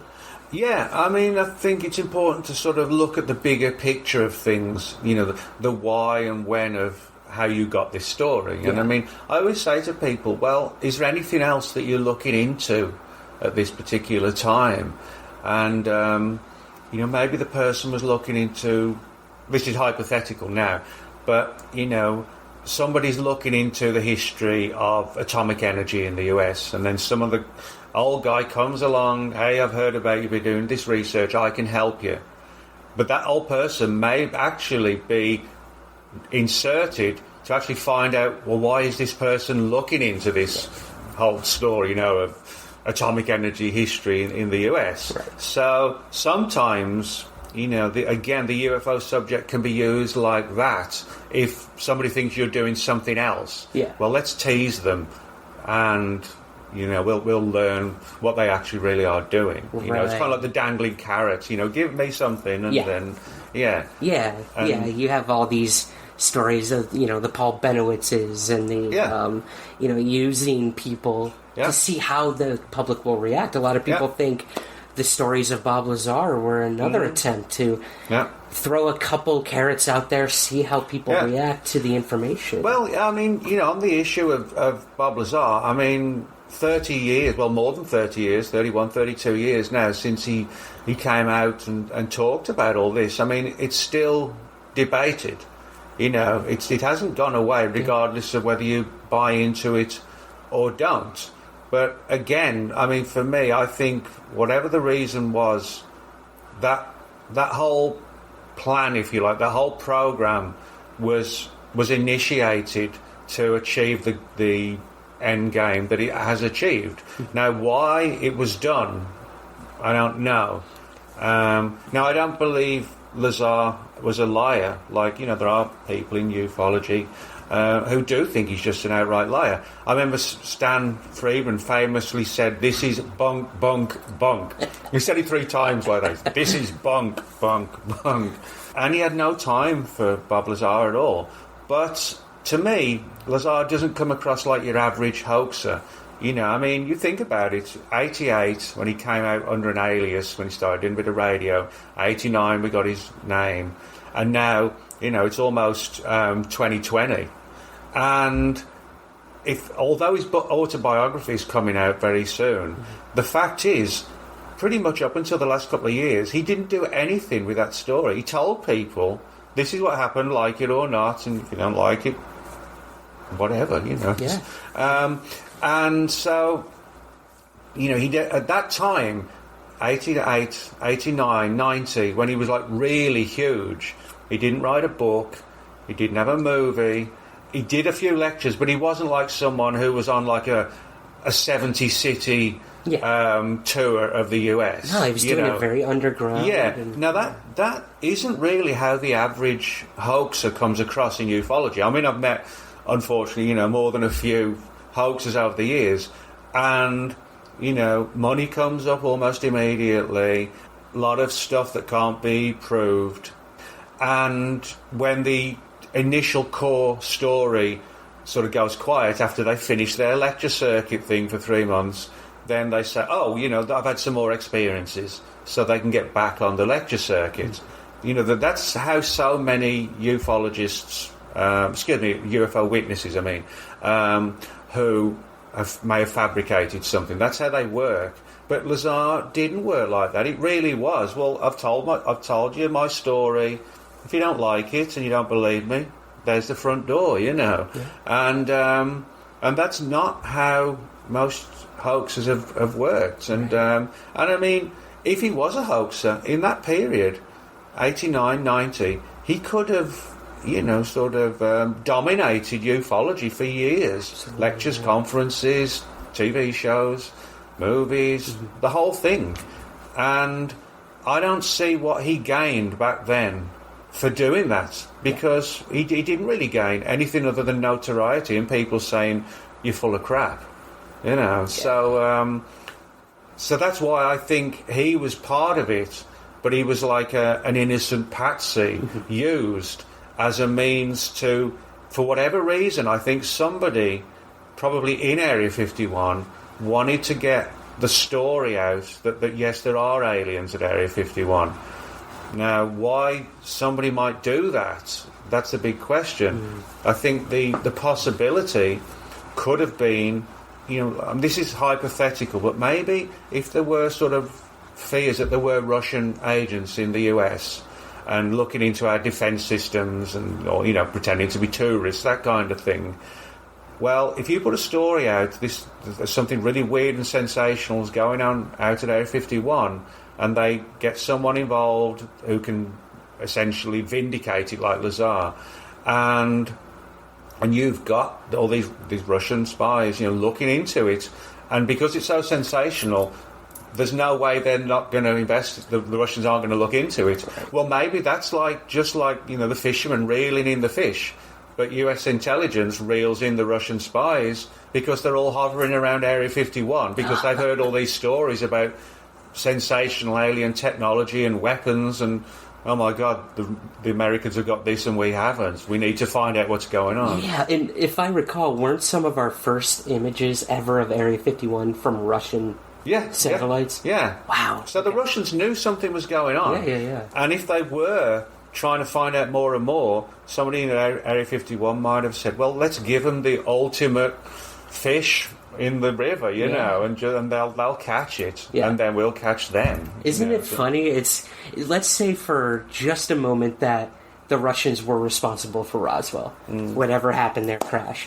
Whatever was involved with that was brought to Area 51, and now, in return of them trying to create a hysteria in America, now we're creating a hysteria for Russia, thinking we have this alien technology. Yeah, and I think so many people in ufology don't recognise those weird sides to the phenomenon or the subject. They think it's black and white, it's aliens, it's government cover-ups, and that is a major part of it.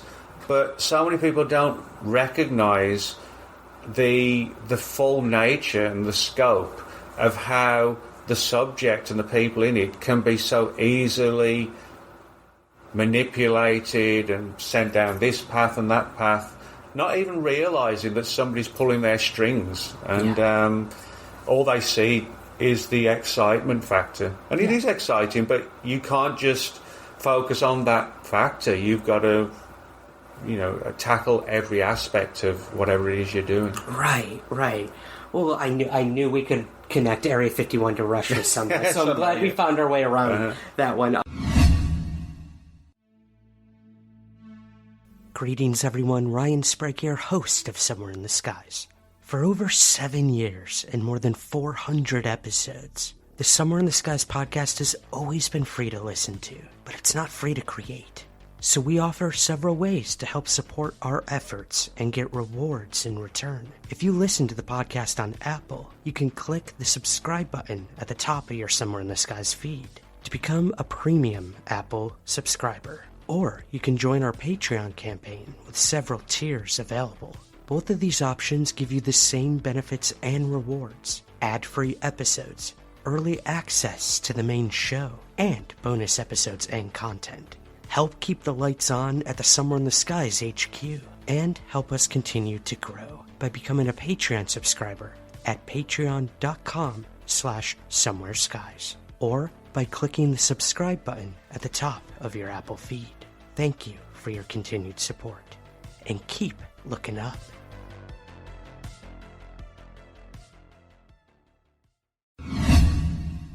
sort of wrapping up this part of it, Nick, like the history of Russia and even America influencing its own people when it comes to the UFO topic. You brought up something in the book, this strategy to diffuse the UFO hysteria using the Walt Disney Corporation. Oh, yeah. That was a really interesting part of ufology that a lot of people don't really know about. Could you maybe sort of wrap in this section up, talk about that a little bit? Yeah, I mean, both sides recognised the way in which the UFO subject could be manipulated as a means to alter people's views on just about anything, really. But the Robertson panel was this prestigious panel set up in the early 1950s, essentially to not so much investigate UFOs as sightings and encounters, but how predominantly the phenomenon could be used from psychological perspectives. And one of the fears was that the Russians would use psychological warfare. And so the plan with the Robertson panel was to sort of try and diffuse the hysteria and the mania and the interest that was developing in terms of UFOs. And they had a lot of strange plans. One of them was to sort of enlist the help of the Walt Disney Corporation and have them make sort of little movies, kind of, putting it in like a tongue-in-cheek perspective, but also, making the point that, well, there's not much to this really at all. It's just a bit of entertainment and people like it and, pop culture, and diffuse the idea that there are Russia, or there are communist aliens coming, or that there are just aliens coming, period. Yeah. That the idea was to just try and lay this all to rest, and people will just go back to, their regular lives before flying saucers surfaced in 1947. But again, the Robertson panel very quickly realised that, just with a few tweaks and turns here and there, they could actually alter the mindset to a degree. And I mean, if you think about it, whether this was due to the Robertson panel or not, but although the UFO subject definitely obviously continued after 1953-54 when all this was going on, but the political side of it, with like the Space Brothers, the contactees, Adamski and the FBI watching all these people, that really did go away after like the late 50s, and it was all just about aliens and UFOs. But if you go back to that 50s period, it was filled with politics, and just about all the contactees had files open on them. George Van Tassel's file, who created the Integratron and lived out at Giant Rock, his files, his FBI files, more than 400 pages. Gray Barker, his was about 75 pages. George Hunt Williamson, his about 65 pages. And it goes on and on. So there was this period, for sure, sort of 47 till about 59, 58, that politics and the Russians and all this stuff, was going on. And then, to a large degree, in terms of the FBI angle and the Russian angle, went away. So, you could make a case that part of it that may have been influenced by, people like the like the Robertson panel. But, it obviously didn't take away the UFO subject. Right. It just meant politics largely went out of it. Yeah. But although the politics side went out of it, the disinformation and the counterintelligence programs against the Russians, that didn't go away. Yeah. But the idea of people talking to communist aliens, that did kind of, sort of go away, sort of turn of the 60s thereabouts. Okay. Yeah, it's fascinating to think of how you can use the UFO topic to mold and manipulate a certain narrative. You could look at it now with this whole To the Stars Academy thing. They've got all these former intelligence officers, counterterrorism people, military people, telling the public these things are being seen by our military, our Navy, our Air Force, and they pose a national security threat. So right now you've got the most visible UFO group out there, To the Stars Academy, hitting every major media news outlet, reaching the biggest public platform we've really had in the UFO field for a while, saying these things are dangerous. We need our military to take care of this. And then, boom, I'm sure our military budgets are just skyrocketing. Well, yeah, I mean, that's a good point, because I think, if you look at the history of ufology in terms of the US government, you have Project Sign, Project Grudge, Robertson Panel, and Blue Book. And, we were told that after 1969, it was all canned, it was all over.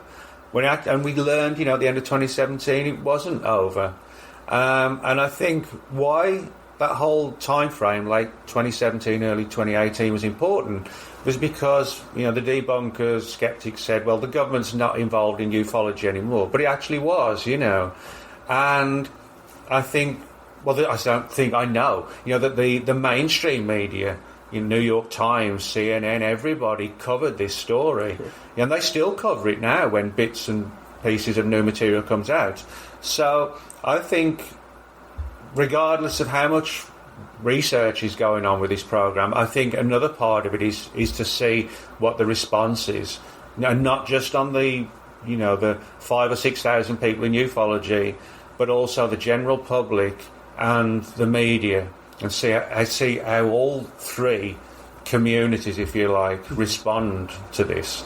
And so I think that's part of it. It's all. I think it is legitimate in UFO investigations, but it's also like a psychological study of the mindset of what different people think about this program, and is it affecting them? Are they thinking about it? So there's way more to it. There's way more to it, I think.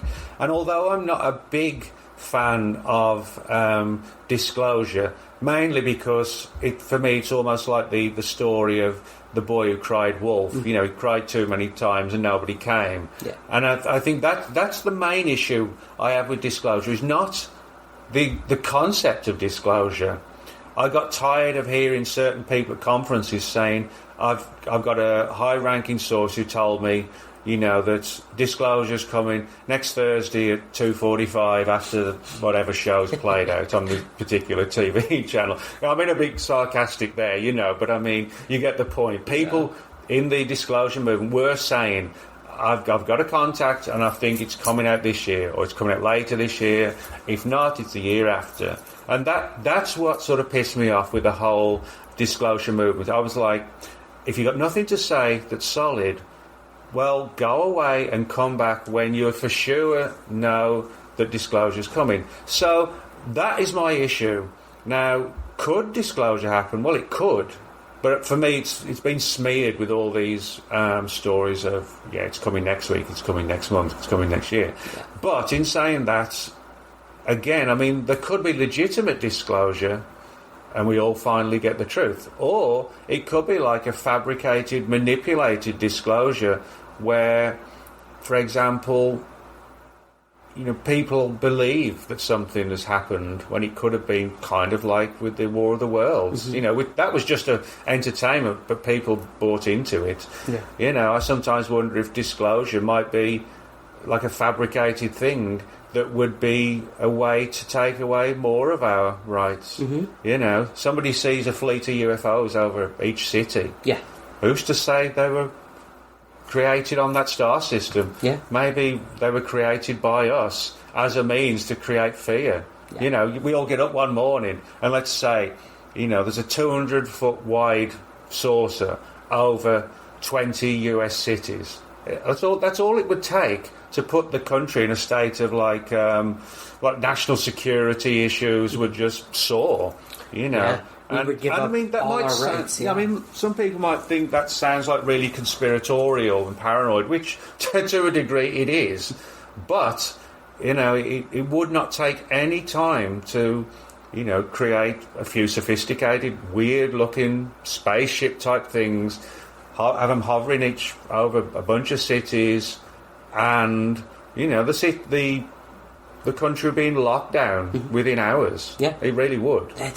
So maybe disclosure, and then you've got some prominent figures saying, yes, the aliens have finally arrived, we don't know what's going on, they're just sitting there in the sky, and we've got to do something about it. So we're going to initiate new national security laws because we don't know what's going to happen. Yeah. And before you know it, it's like, more rights are gone. Right.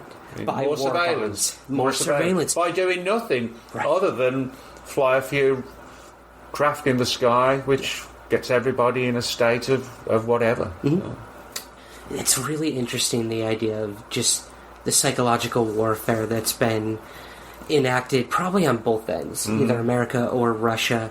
And I think the book sort of encapsulates this idea, you bookend it so well in the beginning and the end, of going from one time in history when this could have happened up until now, where we have Russian meddling happening in our everyday elections here in America. So I kind of want to ask you, closing this out, Nick, what has the internet done in this new age to really show that it's so damn easy to influence people now? Well, one of the problems is with the internet is that I think so many people just, they read the headline or the first couple of paragraphs and, it could be like a multi-page article, done by a reputable news outlet. Yeah.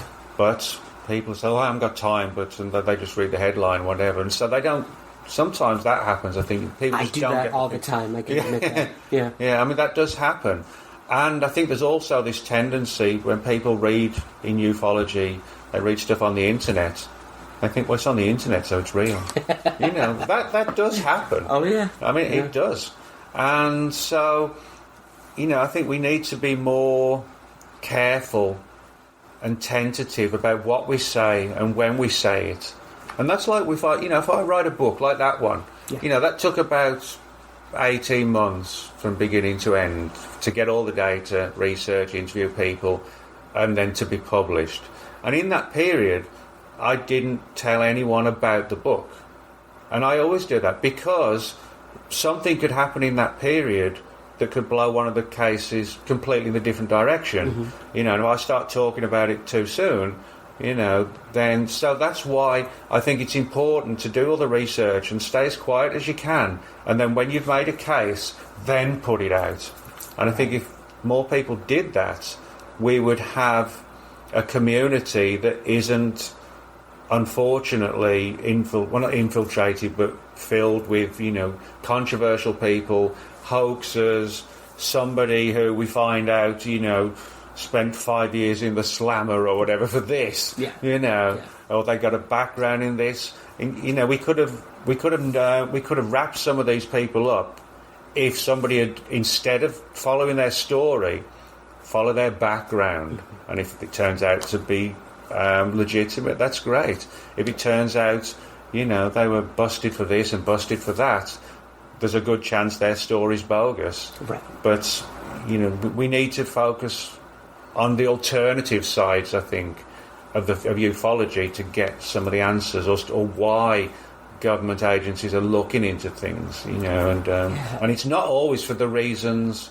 that it isn't always because they're looking into aliens. Yeah.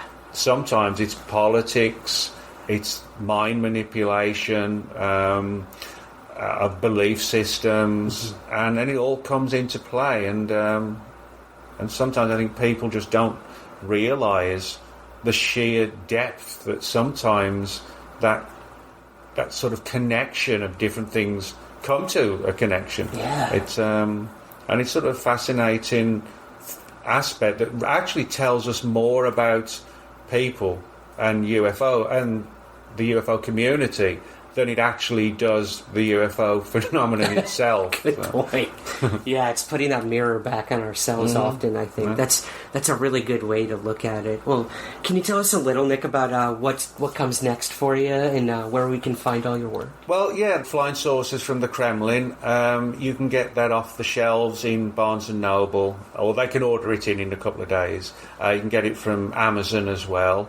And the next book I've got coming out is a little bit of a departure, Assassinations, and it's like an A to Z of historical assassinations throughout history. So it actually goes back to like the Egyptian times, the Romans. Oh wow! Yeah, and then through to English kings and queens in the Middle Ages, and then through to like Abraham Lincoln, and then through, of course, to the 20th century, JFK, RFK, Martin Luther King, things like that. So it's there's about sort of 70 or 80 assassinations looked at, and the different theories who may have been behind them and things like that. Oh, interesting. Yes, there's actually some UFO stuff in there, people in ufology who've died under mysterious circumstances.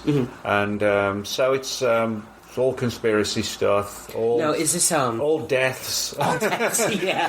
Probably the most morbid book. Right. Is this part of the series that you do? Because I know you've done other books that are like, 50 cases of this or that. Yeah. It's done by Visible Ink Press. Oh, cool. And the flying saucers from the Kremlin, that's just written in a regular style. Right. But Visible Ink Press, they have their own way of doing all their books, and they're all 400 pages long, 150,000 words, and sometimes they're done in A to Z style, and sometimes it's chronological and things like that. Yeah. But they're sort of written from like an encyclopedia type perspective, not where it's like dull and dusty to read, but it's the style is where you could. If it's A to Z, you could look up K for Kennedy, John F, and then you could jump back to the start of the book for like Julius Caesar, that kind of thing. So you're not forced, in other words, to go from page 1 to 400, which can be a bit daunting for it's daunting for me sometimes. When I'm reading a huge book, it's like, oh my God, I'm going to get through this. But I think people like it when just take the book to the beach or whatever, or take the Kindle to the beach and just dip into it here and there. You're not, it's not like you've got to keep going from page 1 to 400. And I actually like that style. Me too. I remember reading your book where you recorded a UFO event from every day of the week throughout the year. Yeah. And that was so cool because you literally could wake up every morning with your coffee and be like, what happened in ufology today? So I think it's a really fascinating structure that anyone in the public, not just those interested in UFOs, can really digest, Well, actually, with that book, The 365 Days of UFOs, a few people actually said to me, they didn't know each other, but they said that what the first one they did was actually see what happened on their birthday. Oh, of course. Which makes sense. Everybody would probably do that. Yeah. I'm going to have to go back and look at what happened on August 8th. Nick, thank you so much for joining me today, man. That was an absolute pleasure. Thanks. That's it for this week's episode. Be sure to check out the prolific Nick Redfern's collection of books at any bookstore or online. And be sure to get Flying Saucers in the Kremlin right now through Lisa Hagen Books and on Amazon. You may have seen me put a call out for this on Facebook or Twitter recently. That's right, it is time once again for another volume of witness accounts. If you have a compelling UFO sighting, encounter, or experience you'd like to share on the show, this is your chance. These episodes consist of only listener accounts, and they are by far some of the most popular episodes to date. So if you'd like to be a part of it and to discuss further and submit your account, reach out to me personally on Facebook, Twitter, or use the contact tab on the website, somewhereintheskies.com. Be sure to subscribe, rate, and review Somewhere in the Skies on Apple Podcasts, your Android apps, or wherever you get the show. It helps tremendously. We're on Twitter at SomewhereSkies and Instagram at SomewhereSkiesPod. All past episodes, articles, and the official Somewhere in the Skies store is all available on the website. Again, that's somewhereintheskies.com. And remember, keep your feet on the ground, but never stop searching somewhere in the skies.